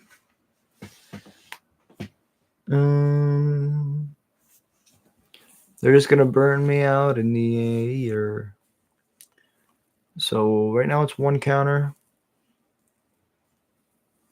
2 counters.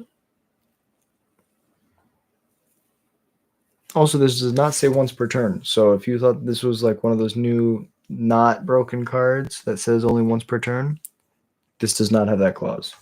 So if you want to play busted cards, Entity Tracker's for you.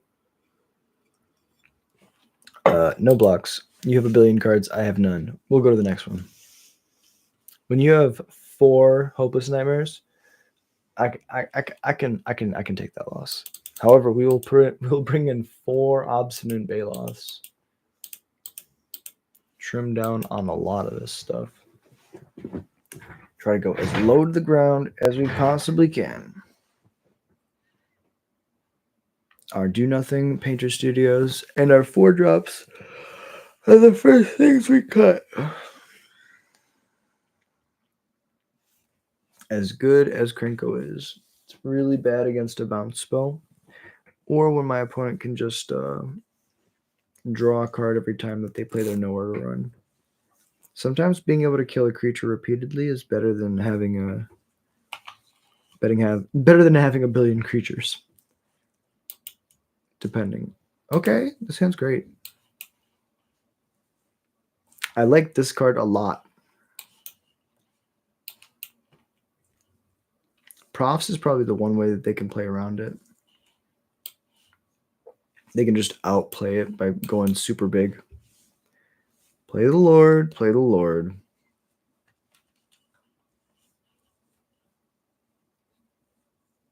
This might be a game we just name Boloth and just cast it.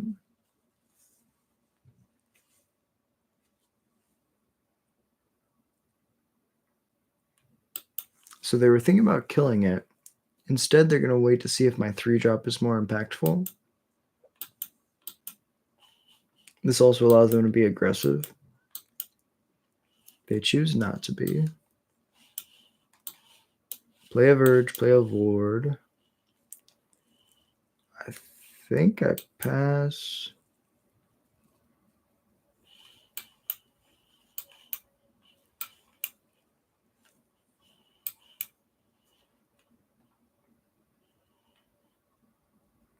I mean, a board stall is something I'm okay with.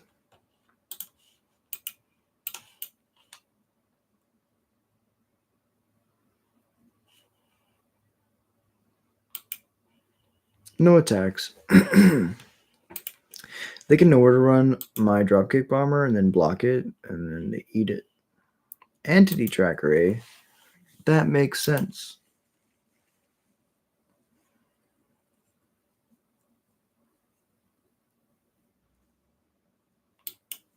Yep, Storm Chaser's sounds pretty good.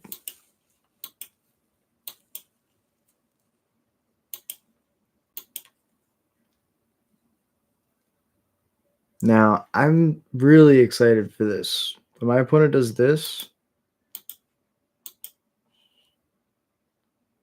I'm like, yes, please. Boom, Kasmaka. Sometimes it comes down like a hammer. Yep, you can draw your card. I know it's not going to win me the game because I got 2 lands in hand, but it feels so good. It feels so good.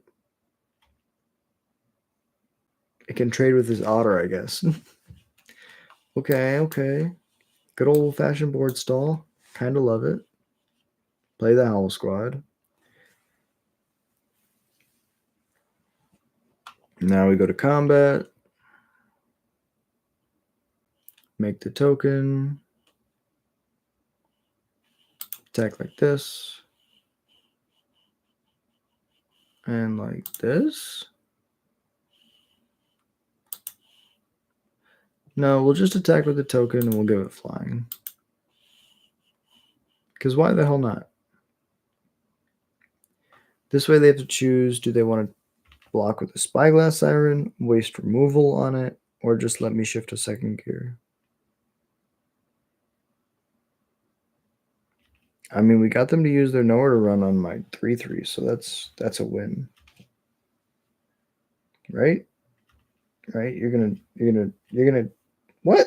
You hit my lord? No. Okay, that's fine. Take 2 in the air. Damage is good. Shift a second gear. I'll play the Scamp, and I'll pass.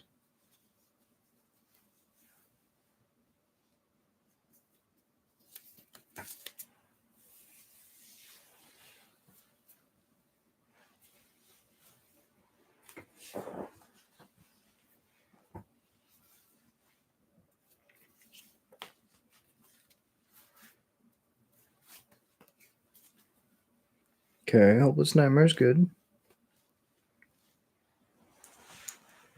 Yeah, this entity tracker is just going to bury me in value. And that's kind of how this matchup goes.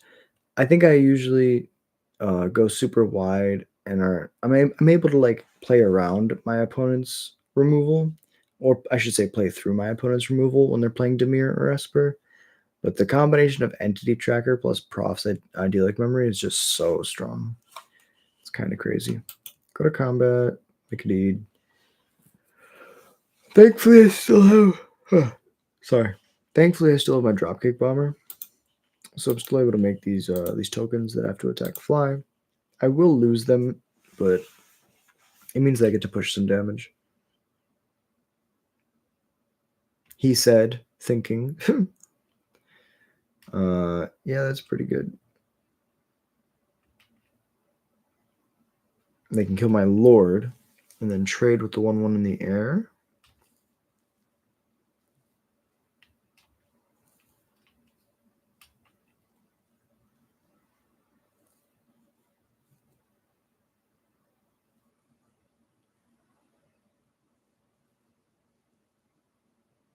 Maybe I needed to name Baloth with this cavern.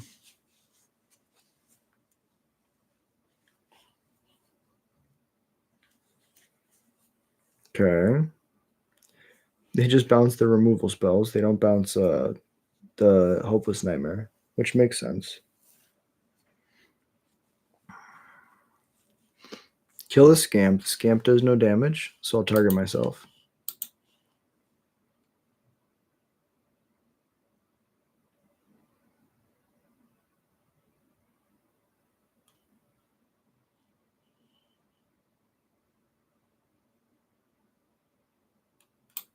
No blocks.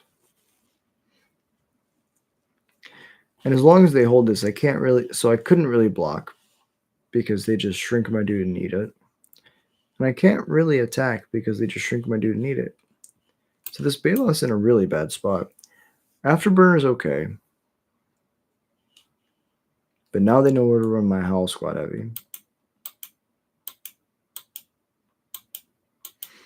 Draw a card off the entity tracker.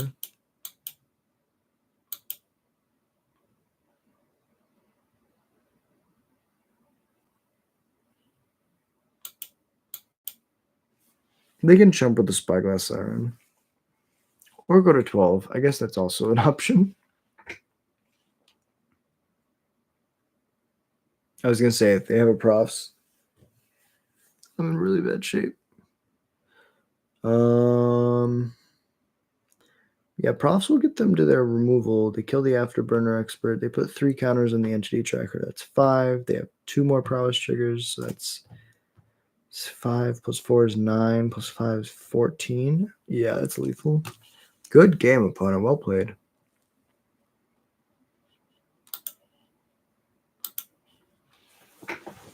Yes, it's 9. They go to combat. They put the counters in the entity tracker. I didn't count the Spyglass Siren. So 9, 12, 14. GG's, opponent. Well played. All right, we'll be running it back. Sometimes you win, sometimes you lose. And that's how it goes. That's the beautiful thing about Magic is its variance. It's not always the same. It's an ever-changing puzzle that you have to work at. It's like a Rubik's Cube that hasn't been found or solved. Let's play another match. Why not? After this, we'll be playing some General Creat in Brawl. So if you enjoy EDH content, if you enjoy Brawl, more chill stuff, let me know. Comment down below. We're just hanging out. We're going to be streaming every day. Every day it's usually 1:30, but 1:30 p.m. Central. I live in Illinois, so we're Central. Maybe we need more lands, as I say it. Going to 5. Oh, this is a bad hand. We'll try it, but this is a bad hand. All right. Land, go. Opponent, I can crack you with these 3/3s. You're not ready for this. Is this Oculus? Oh, this is the artifact deck. I am prepared to get wrecked. Riggedy, riggedy, wrecked, son. All right, Draconautics Engineer, pass it over. Next turn, best draw is a land. So we can go Draconautics Engineer, give it haste. What does this do? This is a ramp spell. So it's 2 mana ramp.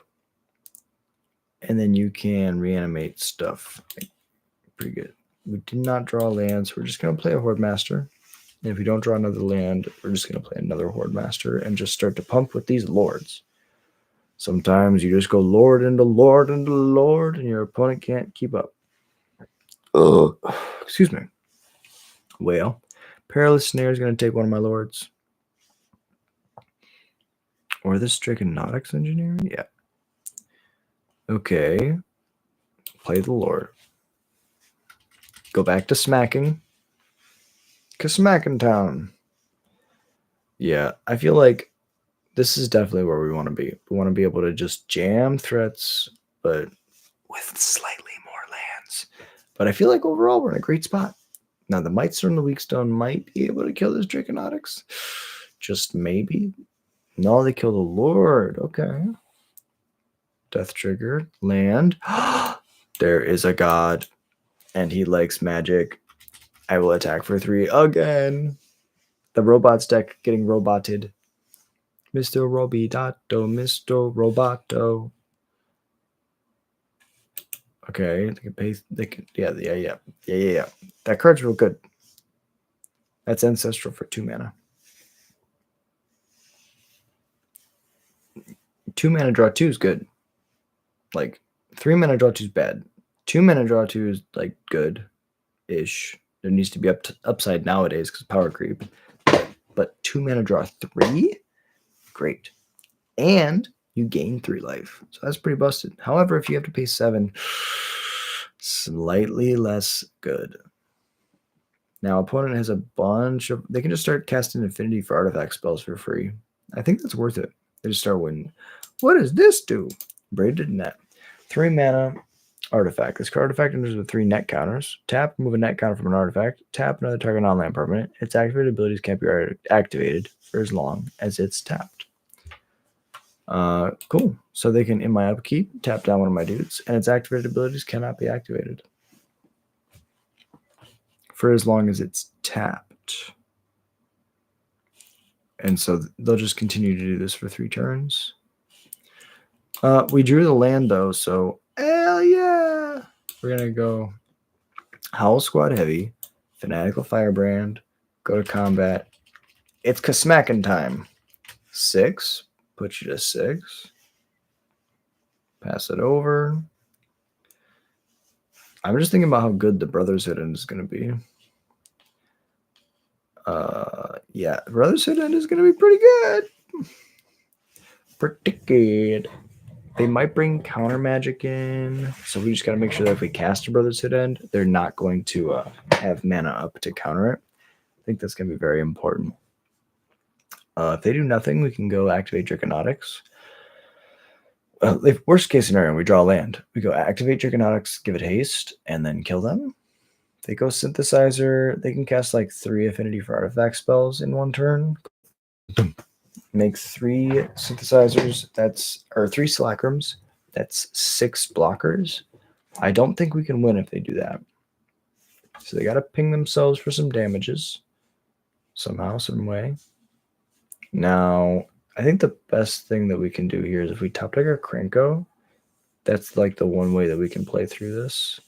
If they go triple artifact, they make triple blocker.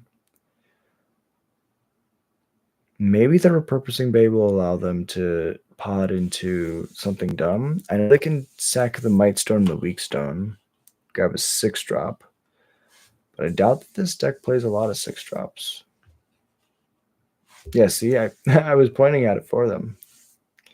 Sure, opponent, sure. That's fair. I mean, Perilous Snare is good. Okay, so Perilous Snare is going to exile my Lord. My Lord. I'm telling you, opponent, it's going to be the Lord. Opponent, it's the Lord. The Lord. Yeah, exactly. It lets them fly. My goblins can just fly and then they auto die. Discover 5. Another Perilous Snare. Okay, now they're going to take my House Squad. No, they take the Draconautics Engineer because they have 4 blockers. That makes sense.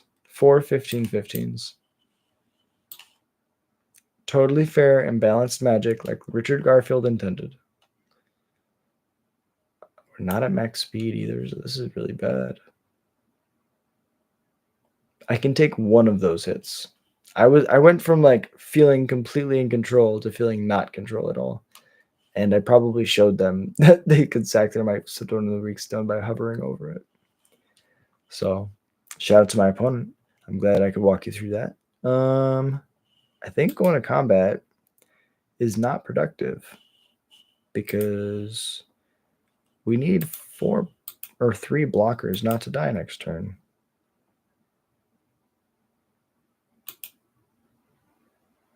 What's crazy is I think if they kill just the other Lord, I think we're fine. But killing or drawing the second Perilous Vault's really good. Okay. Ping your face. Now I have to triple block with my board. And then I still take 15, go to 5. Oh, good game. Although they could, yeah.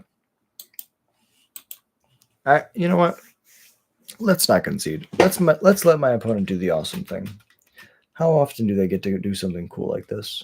I want them to enjoy it. If they want to do more stupid stuff, do more stupid stuff. There's nothing more fun than doing something crazy. Good game. That was a good game. I had them on the ropes most of that game, and they slammed a couple threats and won. That's how good Repurposing Bay is. Brotherhood End for sure. Pop Patch doesn't hit artifacts. That's very important.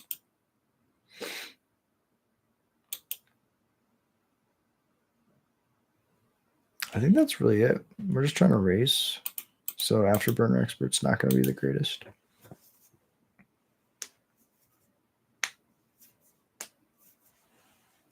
The fact that it hits Perilous Vault is awesome, because that means that I can hit their O-Ring, or, yeah, Oblivion Rings, all the way down to their ramps. The ramp artifacts. Also, Brotherhood End hits Repurposing Bay, which is super important. You have to shut down the Repurposing Bay, because that's your opponent's birthing pod. I knew as soon as I saw that card, I was like, this is going to be dumb. All right. Play the game, and no mulligans. This hand's decent. Doesn't have a board wipe, but we have a decent curve. And we can go Hollow Squad heavy into Krinko. Especially if they have a slower start. This is just where we want to be.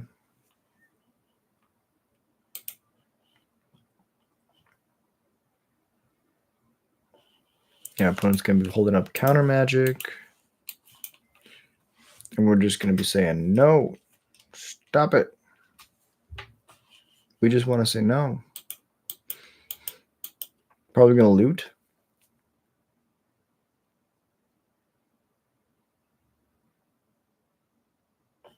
Okay.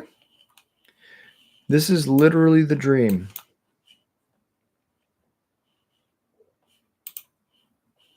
Make the token, not this one. Attack with the one that had to attack. There's no reason not to attack with the other stuff. 4 attacks before blocks.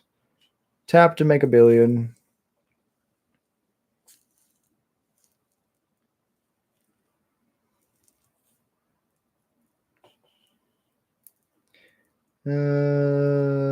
Nah, not worth it. We will not sacrifice because we can't kill the shark and it doesn't change the math on them. Yep. Foundry's good. They can make an incubate, which is another blocker. They can make a synthesizer, which is another blocker. However, they're just dead. And I hate to say that. I love what they're doing. Goblin, Lord, Seer Slicer, Tap Krinko. They all have haste, combat, attack. Well, game 3.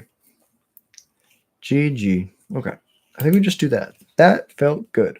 I feel like very much so we're just trying to get a Krinko into play, turn it sideways, and then make enough dudes so that their targeted spot removal O-rings, their artifacts, their artifact O-rings can't be effective.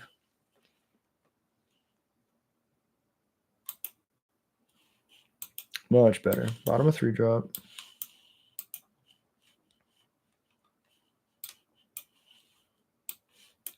We go 1,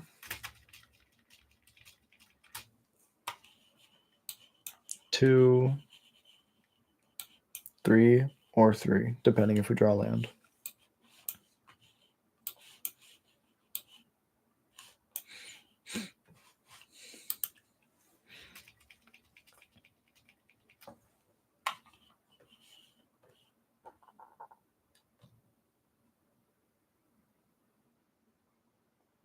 Oh, you're headed to bed?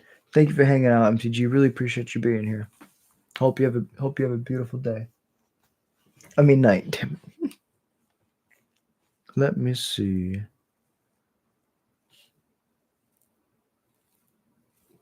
Yeah. Interesting. So this can only be used for artifact or for abilities?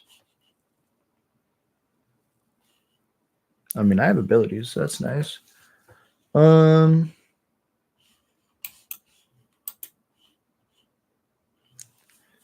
Combat, all attacks.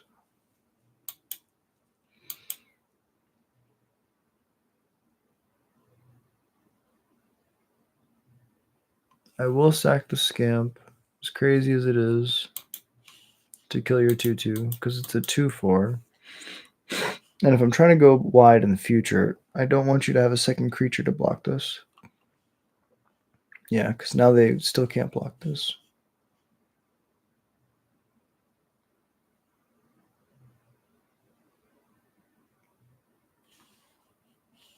Yeah, spring loaded. Yeah, it's pretty good.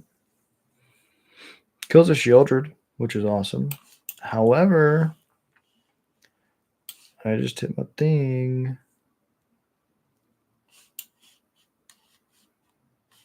I can use this to unlock a door, which is amazing. Do we just do that? That guarantees our land drop.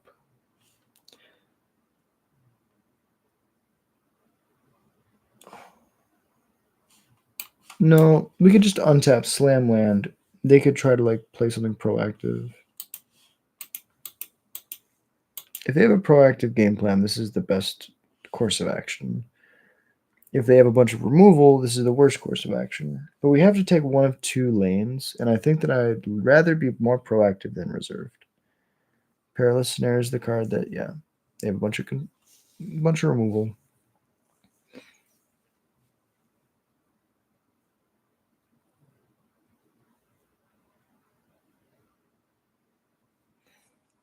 There we go. They played the Repurposing Bay. Brotherhood End. Okay, this is crazy, but I'm going to unlock this looking for a Brotherhood End. Neither one of those are Brotherhood End. Okay, so now they can start Repurposing Bay their Perilous Snare, which I guess gives me the Howl Squad back, so they don't want to do that. They can put the Incubates into a 1-drop. The 1-drop can be into a 2-drop. I mean, the Braided Net can be a 4, so that's something. Eventually, we're going to hit a land, though. Yeah, I really don't know. So we can go Sear Slicer Goblin, Firebrand. This is a 3, but they can only transform 1. They could also just tap it. Yeah, it's pretty good. No attacks. I'll pass. This is gone. They make a 3/3. They're attacking for 5 each turn. I think I can still outpace them if I draw land. Land means I can slam this Krenko and go Dropkick Bomber the following turn. No land means I just play this Dropkick, which is fine. They just attack with that. Okay. They're at max speed, which does something. It just taps to put a counter on something. That's pretty good. Now they can Repurposing Bay, sack the Power Stone.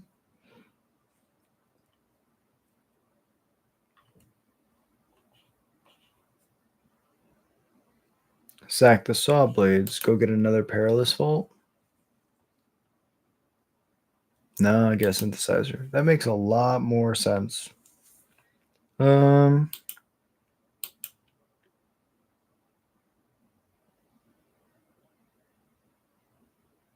Opponent's going to...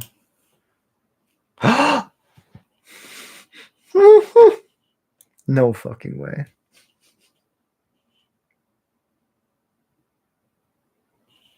So we just do it, right? We just slam it.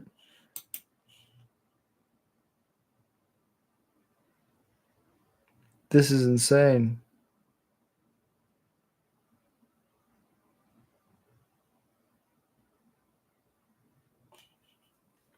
Tap my Sear Slicer. That's good.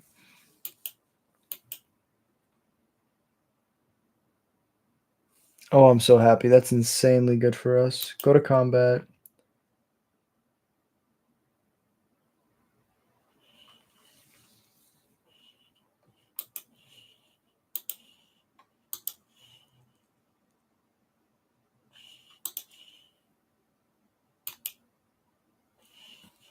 Trigger before damage. I'll sack to give myself max speed so that this Bastronaut has double strike.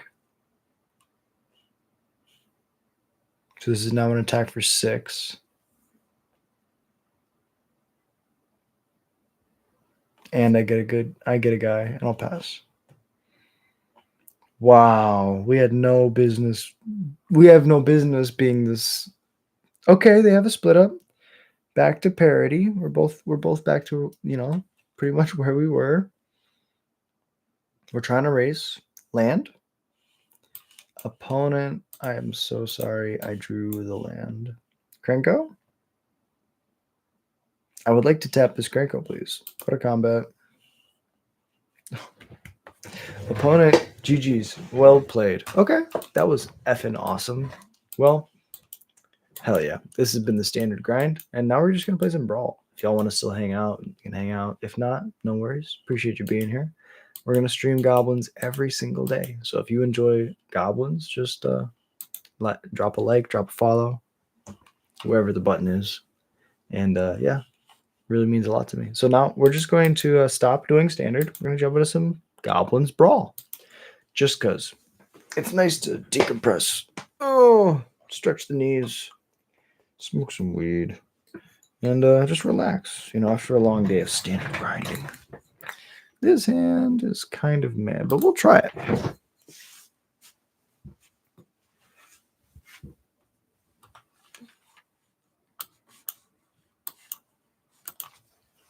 Plot that thing.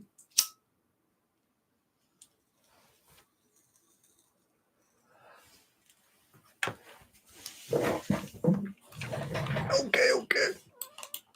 Interesting. We drew our third land, and the third land's really important because that will let us play our legend. As is, we can tell they have counter magic because they're playing Malcolm. We're just going to run this chieftain out into a counter spell because it's a must-answer threat. Oh, we didn't put the demonic ruckus on it. I'm so dumb.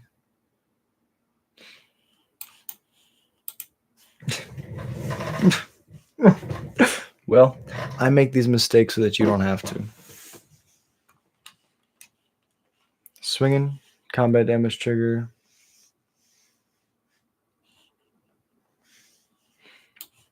Opponent's plan is to do that, and my plan is to do this. Now they counter it. Yeah. But if I draw a land, I can cast it again, and I'm still winning this race. I think that Chieftain is severely underrated. I love this card. The math that this card makes. My favorite my favorite statement in the world is when I'm like, oh, I think you're dead. And they're like, what? Staff of Completion. 3 mana artifact, tap, pay a life, destroy target permanent you own, pay 2 life, add 1 mana of any color, pay 3 life, proliferate, pay 4, draw a card. I mean, they can pay a billion life if they want. I see no issue with that. This Trash Master is going to be nasty next turn, but for now, let's just go 1 drop. 1 drop. Combat? Question mark? Kasmaka?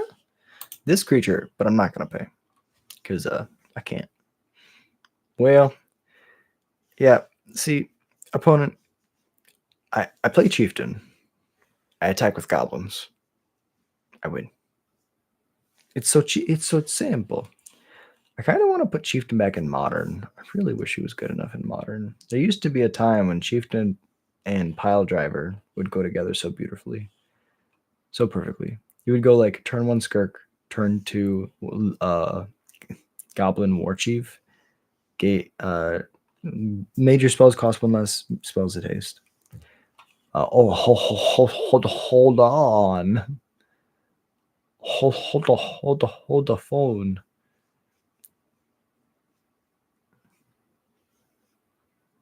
I think I'm effed. I think I might be effed. As the kids say, I'm in a lot of trouble. I got them a 7 though. That's something. They got me at 10, but I don't got a board. And now they can just start like casting spells for free.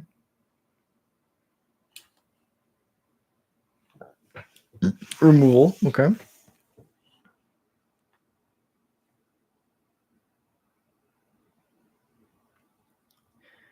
Yeah, they're just doing like a bunch of stuff.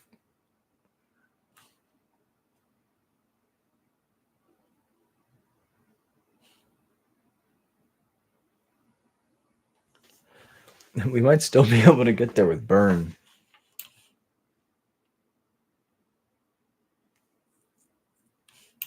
This target activated ability or triggered ability, choose new targets. I could bounce their Hullbreaker Horror to stay alive.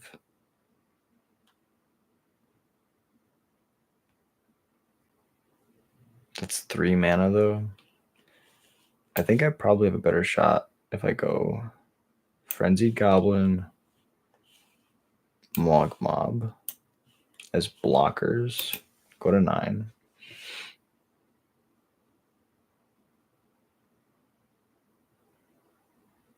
Oh, and they counter it because I forgot they have a free counter spells on my turn because they could just always use this.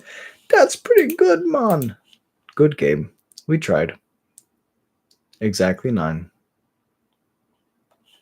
It's nice when you lose to Exactsies. My opponent, they're just complete.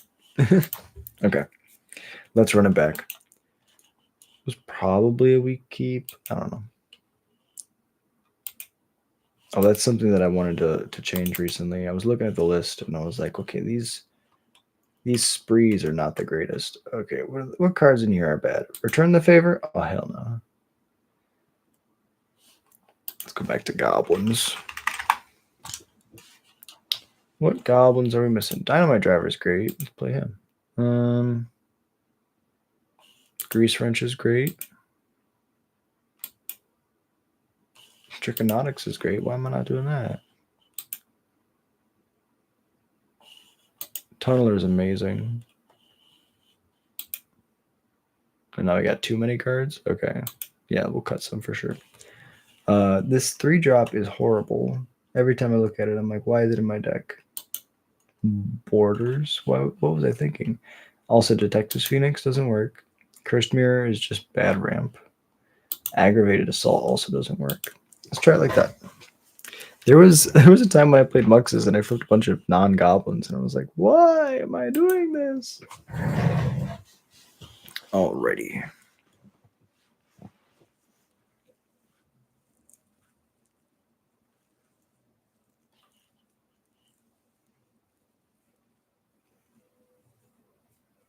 Cause I wake up in the morning and I go outside and I take a deep breath and I...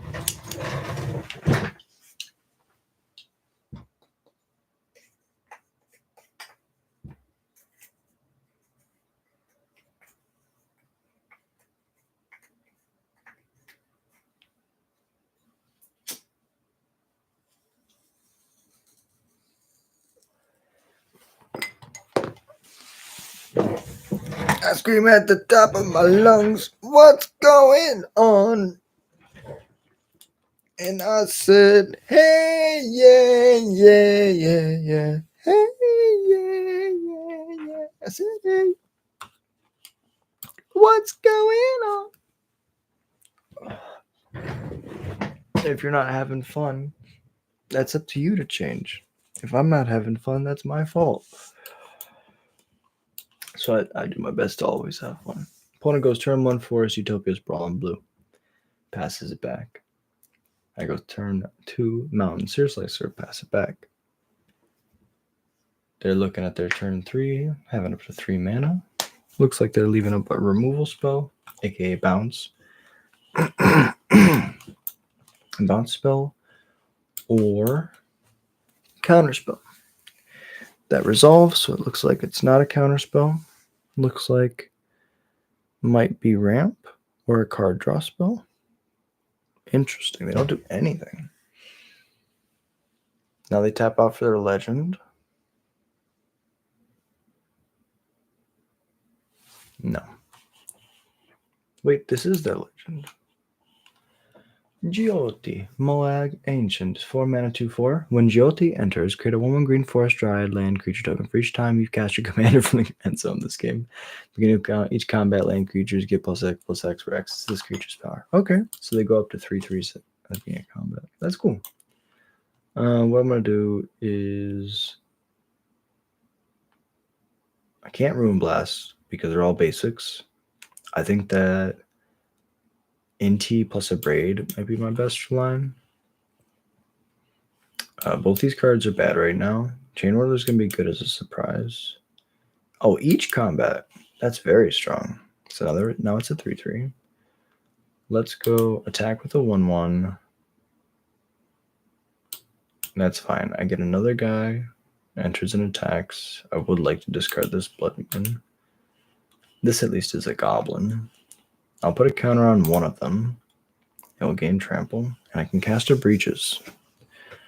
Psych. That's what I needed. I needed their 2/4 to block. I would like to do this thing. Pass it over. They take more damage, and now I can play this Chain Whirler to get rid of their blocker next turn. They can't cast this now. They can cast it next turn, so I might want to hold this and just play this, perhaps.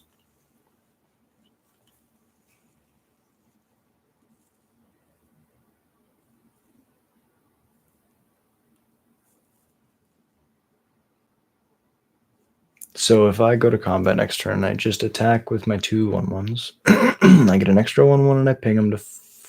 Oh, what is this? I used to play this card. The issue is this exact situation. My opponent is on a pivotal turn of the game, and they have to do something. They choose to do this, which feels like they're doing something. The turn where they're going to untap with 1 billion mana, they feel like they might be able to win. The issue is now they've...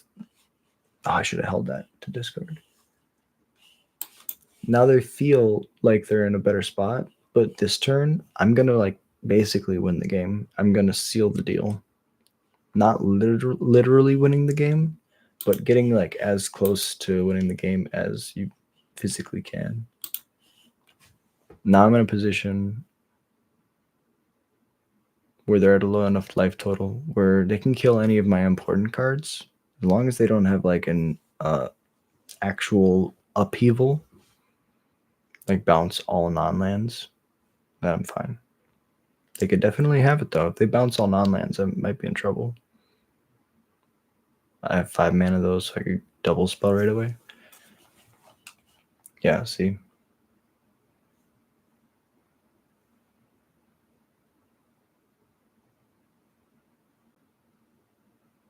See, that's cool. They have 5 blockers. The issue, to prove my point, the Battlecry Goblin coming in clutch. So they had 1 billion resources, but they weren't able to use them. And that's ultimately why a card like this is probably bad in Brawl, right? In a 1v1 scenario, you're just taking so much time off while your opponent's still developing their board and accelerating. It seems like a cool card. Playing a bunch of lands is awesome, but sometimes it just drives you in a direction where you end up losing. All right. Playing against Sultai. Sultai ETBs. This hand is bad.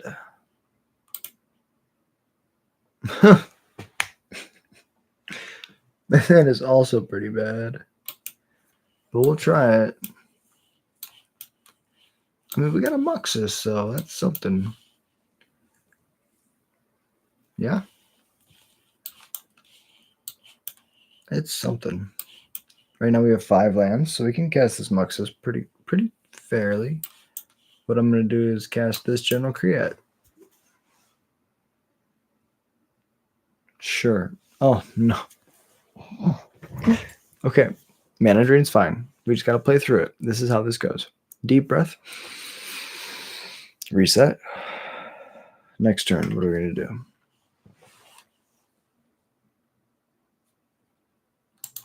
What's your spell book? Beginning to upkeep, each opponent loses 2 life. Wait, I can't just... How? Okay, each opponent discards. I guess they'll just show me.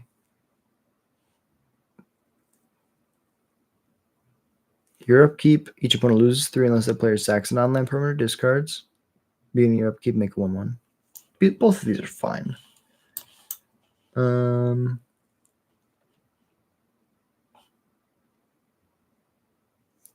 mana. want a double spell, so we'll go Pashalik plus Scamp.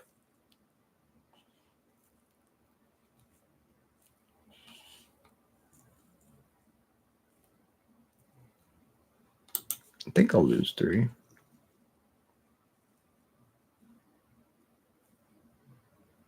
Okay.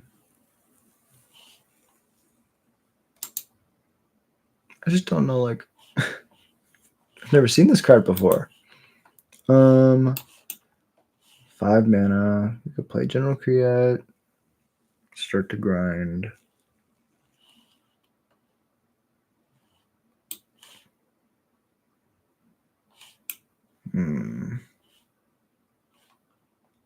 We could paint your studio, flip cards, look for a land.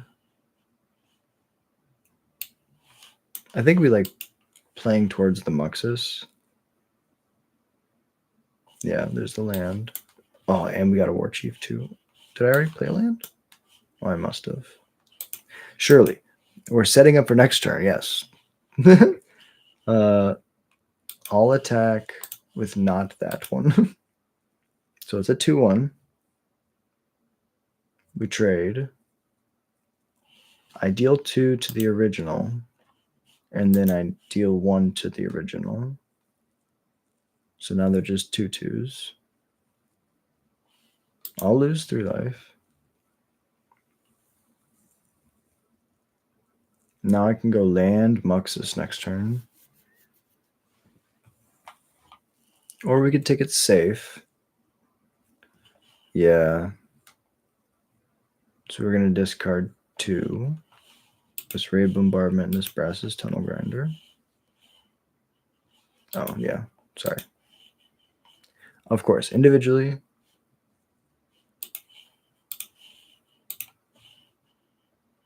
They get all those good goblins out of there. I didn't want those.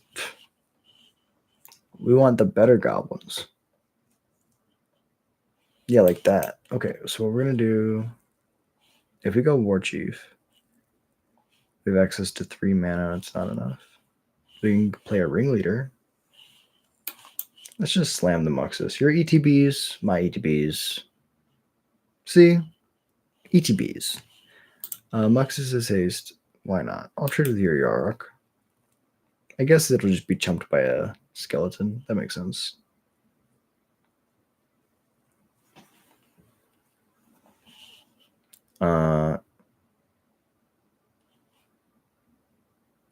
I'll sack a rat. Key the archives, cool. This is a game.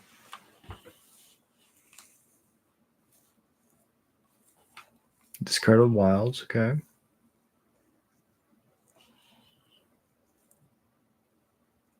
Yeah, imagine if you had. Oh, sure, Doomblade's one of them. That makes sense. A ping to your skeleton.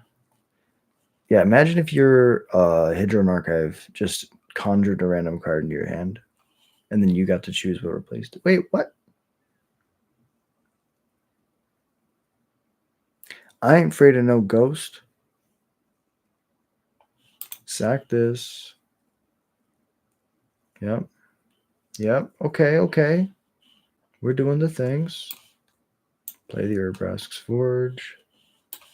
Play the Fable. Goblins of Haste. Attack. Attack. Maybe not the Goblin. Oh, I like pushing damage. Because the Deface Gallery makes it bigger. Yeah. Now a Goblin dies, I get to shoot the Yarok.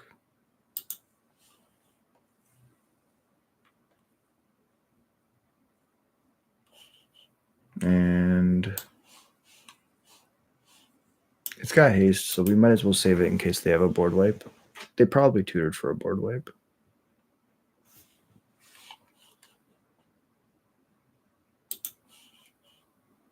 I can sack this treasure.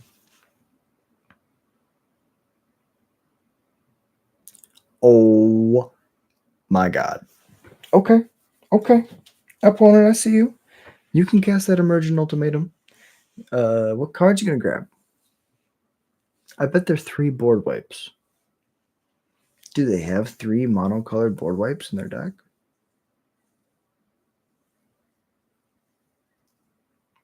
The issue is they get 2.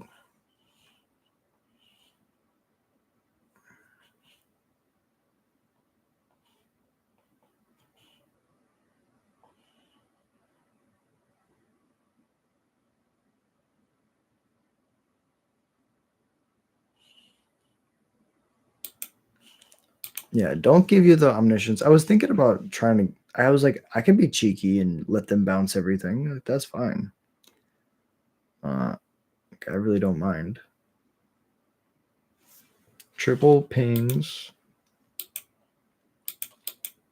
But I really don't want to give them the card advantage of free spells.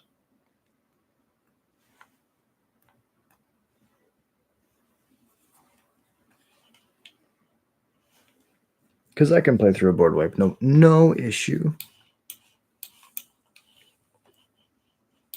So we go land, defaced gallery. We could go reckless lackey, ringleader. But I think getting this Urbrask's Forge down is just so important. So we're going to go actually Urbrask's Forge, lackey. Start rebuilding.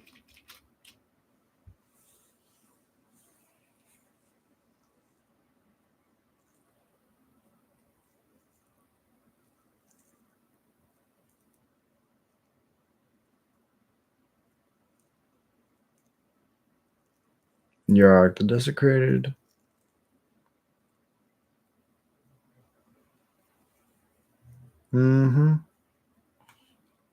Turns into a good creature.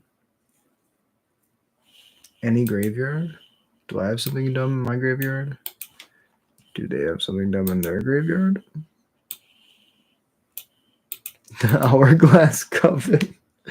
But now it double triggers. Okay. Man, if I lose to this Hourglass Coven, I'm going to be so upset. Okay. Each opponent discards a card. Each opponent does the thing.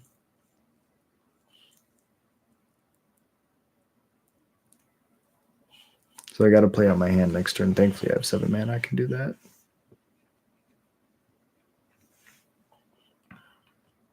Or have an extra card to discard. Okay, so they have 2 discards. And a scry 2. Brotherhood End is actually amazing here. Except it's a base 4/4. Okay.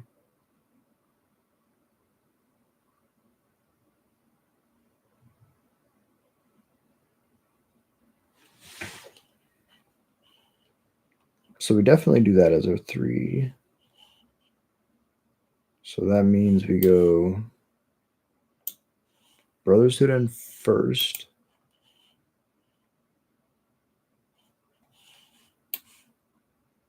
Now this will have both have enough damage to trade, so they can't block. And if they do block, then it trades. Pass it over. They attack with the Yarok, go up to 10.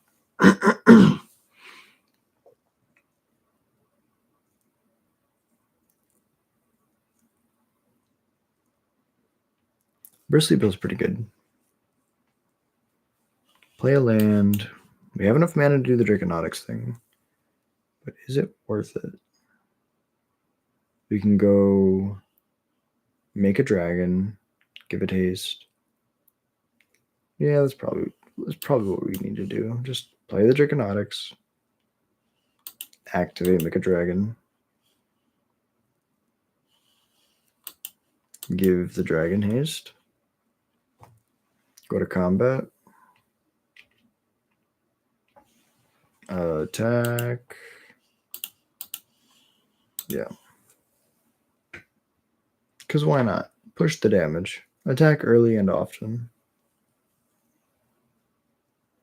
I like the fact that we're trading. That's very good. And we have them dead in the air to this dragon next turn.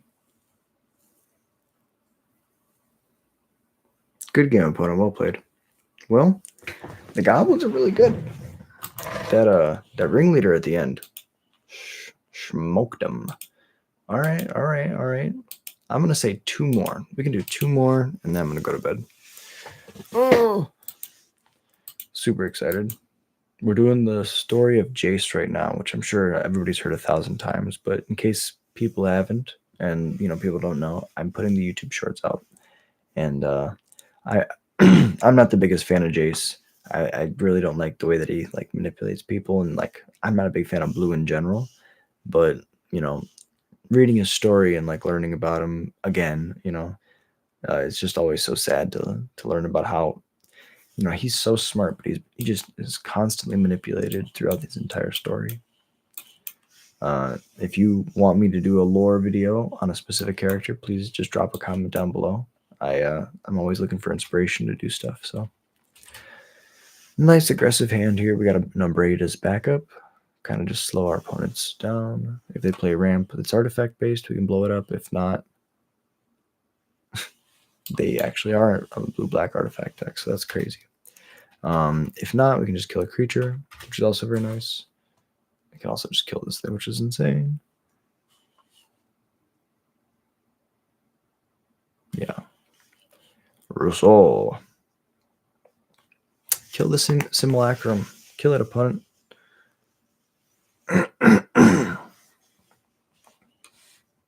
Opponent's like, do I kill this 1/1 goblin?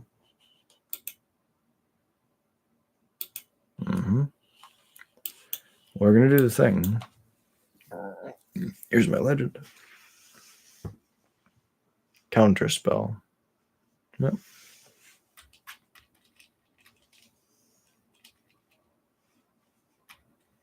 Boom. Counter target spell that wasn't cast from its owner's hand. That's really good. Hits your commander every time, so that's awesome to see. They are playing blue-black control. That explains this commander now. I was like, how can you possibly try to win with Rusko? Midnight hours or midnight clocks for the win. But I mean, if you're playing hardcore blue-black control, you're gonna get to 12 pretty fast. Especially because not a lot of decks will have dedicated artifact removal in Brawl, right? It's probably a lot of decks like me that are just trying to race. So if you just play a billion board wipes and I don't have enough artifact hate, I might just lose. So that means I might sandbag this Abrade until I absolutely need it. Okay. With that in mind, it's not a pirate. I think we just play this bad creature. Bad creature, go boom. Sometimes you just got to play into your opponent's removal on purpose.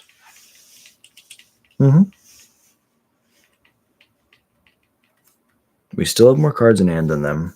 We have this Phyrexian Dragon Engine in the graveyard, and we have this General Creat in the command zone. If we hit 1 more land, we're in a great spot. If we don't hit a land, most of our spells are 4 or under, so that means we can cast almost everything in our deck. I feel like I'm in a very good spot, and my opponent's tapping out for a 4-mana 3/3. Yep, Midnight Clock trigger. We drew our land, so we're just going to play our legend. They're probably going to board wipe. Attack. They get to eat one of them, but we get to push for 2. And I feel like I'm in an amazing spot. My opponent's going to board wipe. They're going to try to slow us down. We just get to immediately double spell if we draw land. If not, then we just slam this breaches. Start ramping. Cold Steel Heart. Okay. The goal is going to be to let them get this midnight clock to 10. We can probably afford to let it get to 10, and then we're going to kill it. Which I know is mean, and I'm sorry. Sorry, opponent. I'm sorry. So that means we have to leave up 2 mana this next turn. Play the Pashlik Mons. Go to combat. Attack. Damage Oz. I swear we're going to race.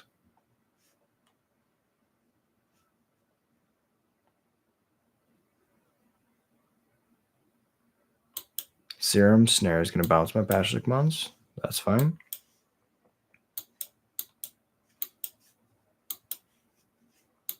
Okay. 12th.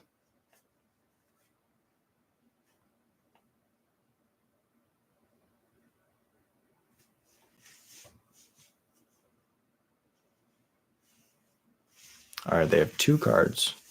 Yeah, they activate Hall. So they're going to try to race with Hall. They're saying, I'm going to kill you with this clock, but I'm also going to try to kill you with this giant fish. I think that's fine. Before damage, I'm just going to shatter. And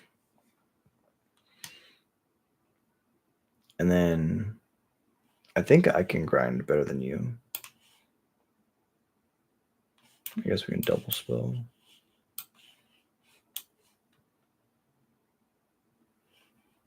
No attacks. This one's going to jump that 7/7.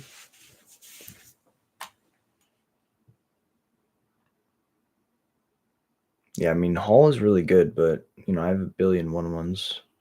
I'm going to be able to ping you. I mean, I don't understand this one. First strike's very good. Oh, they want a new midnight clock. That makes sense. So next turn they can tap out to make a new clock. But I had to block because I'm at such a low life total. I'll ping their face. Ooh, another land is really good because now we can cast General Create. And we can race. Treasure. Yeah. Ping. Damages. 14. I will throw General Create in front of the 7/7 if they do that. They do not. They instead elect to make another midnight clock and try to grind. Okay. And we get to do some crazy things. Reckless Lackey pings them. Bitter Reunion. Pitching Brass's Tone Grinder. Draw 2. Land. Indomitable Creativity. 1, 2.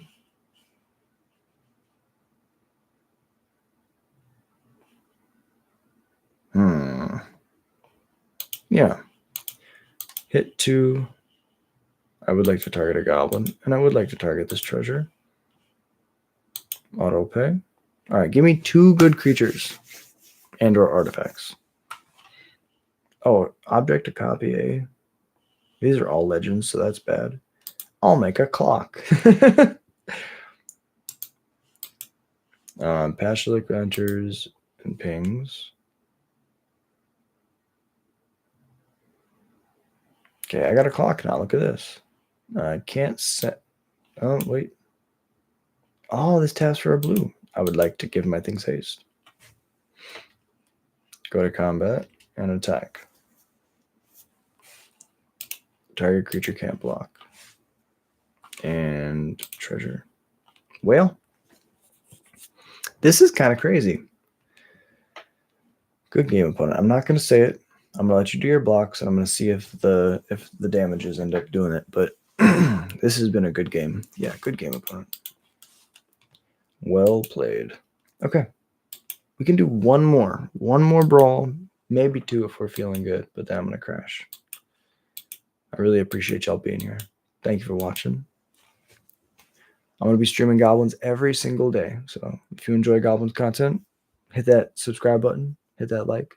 Really appreciate it. It shows me that what you enjoy what I'm doing. I love what I'm doing, and I'm never going to stop. But look at this. We get to go General Create and Cranko. Something's wrong with me. Meanwhile, my opponent's playing Vornklex, so let's punish him.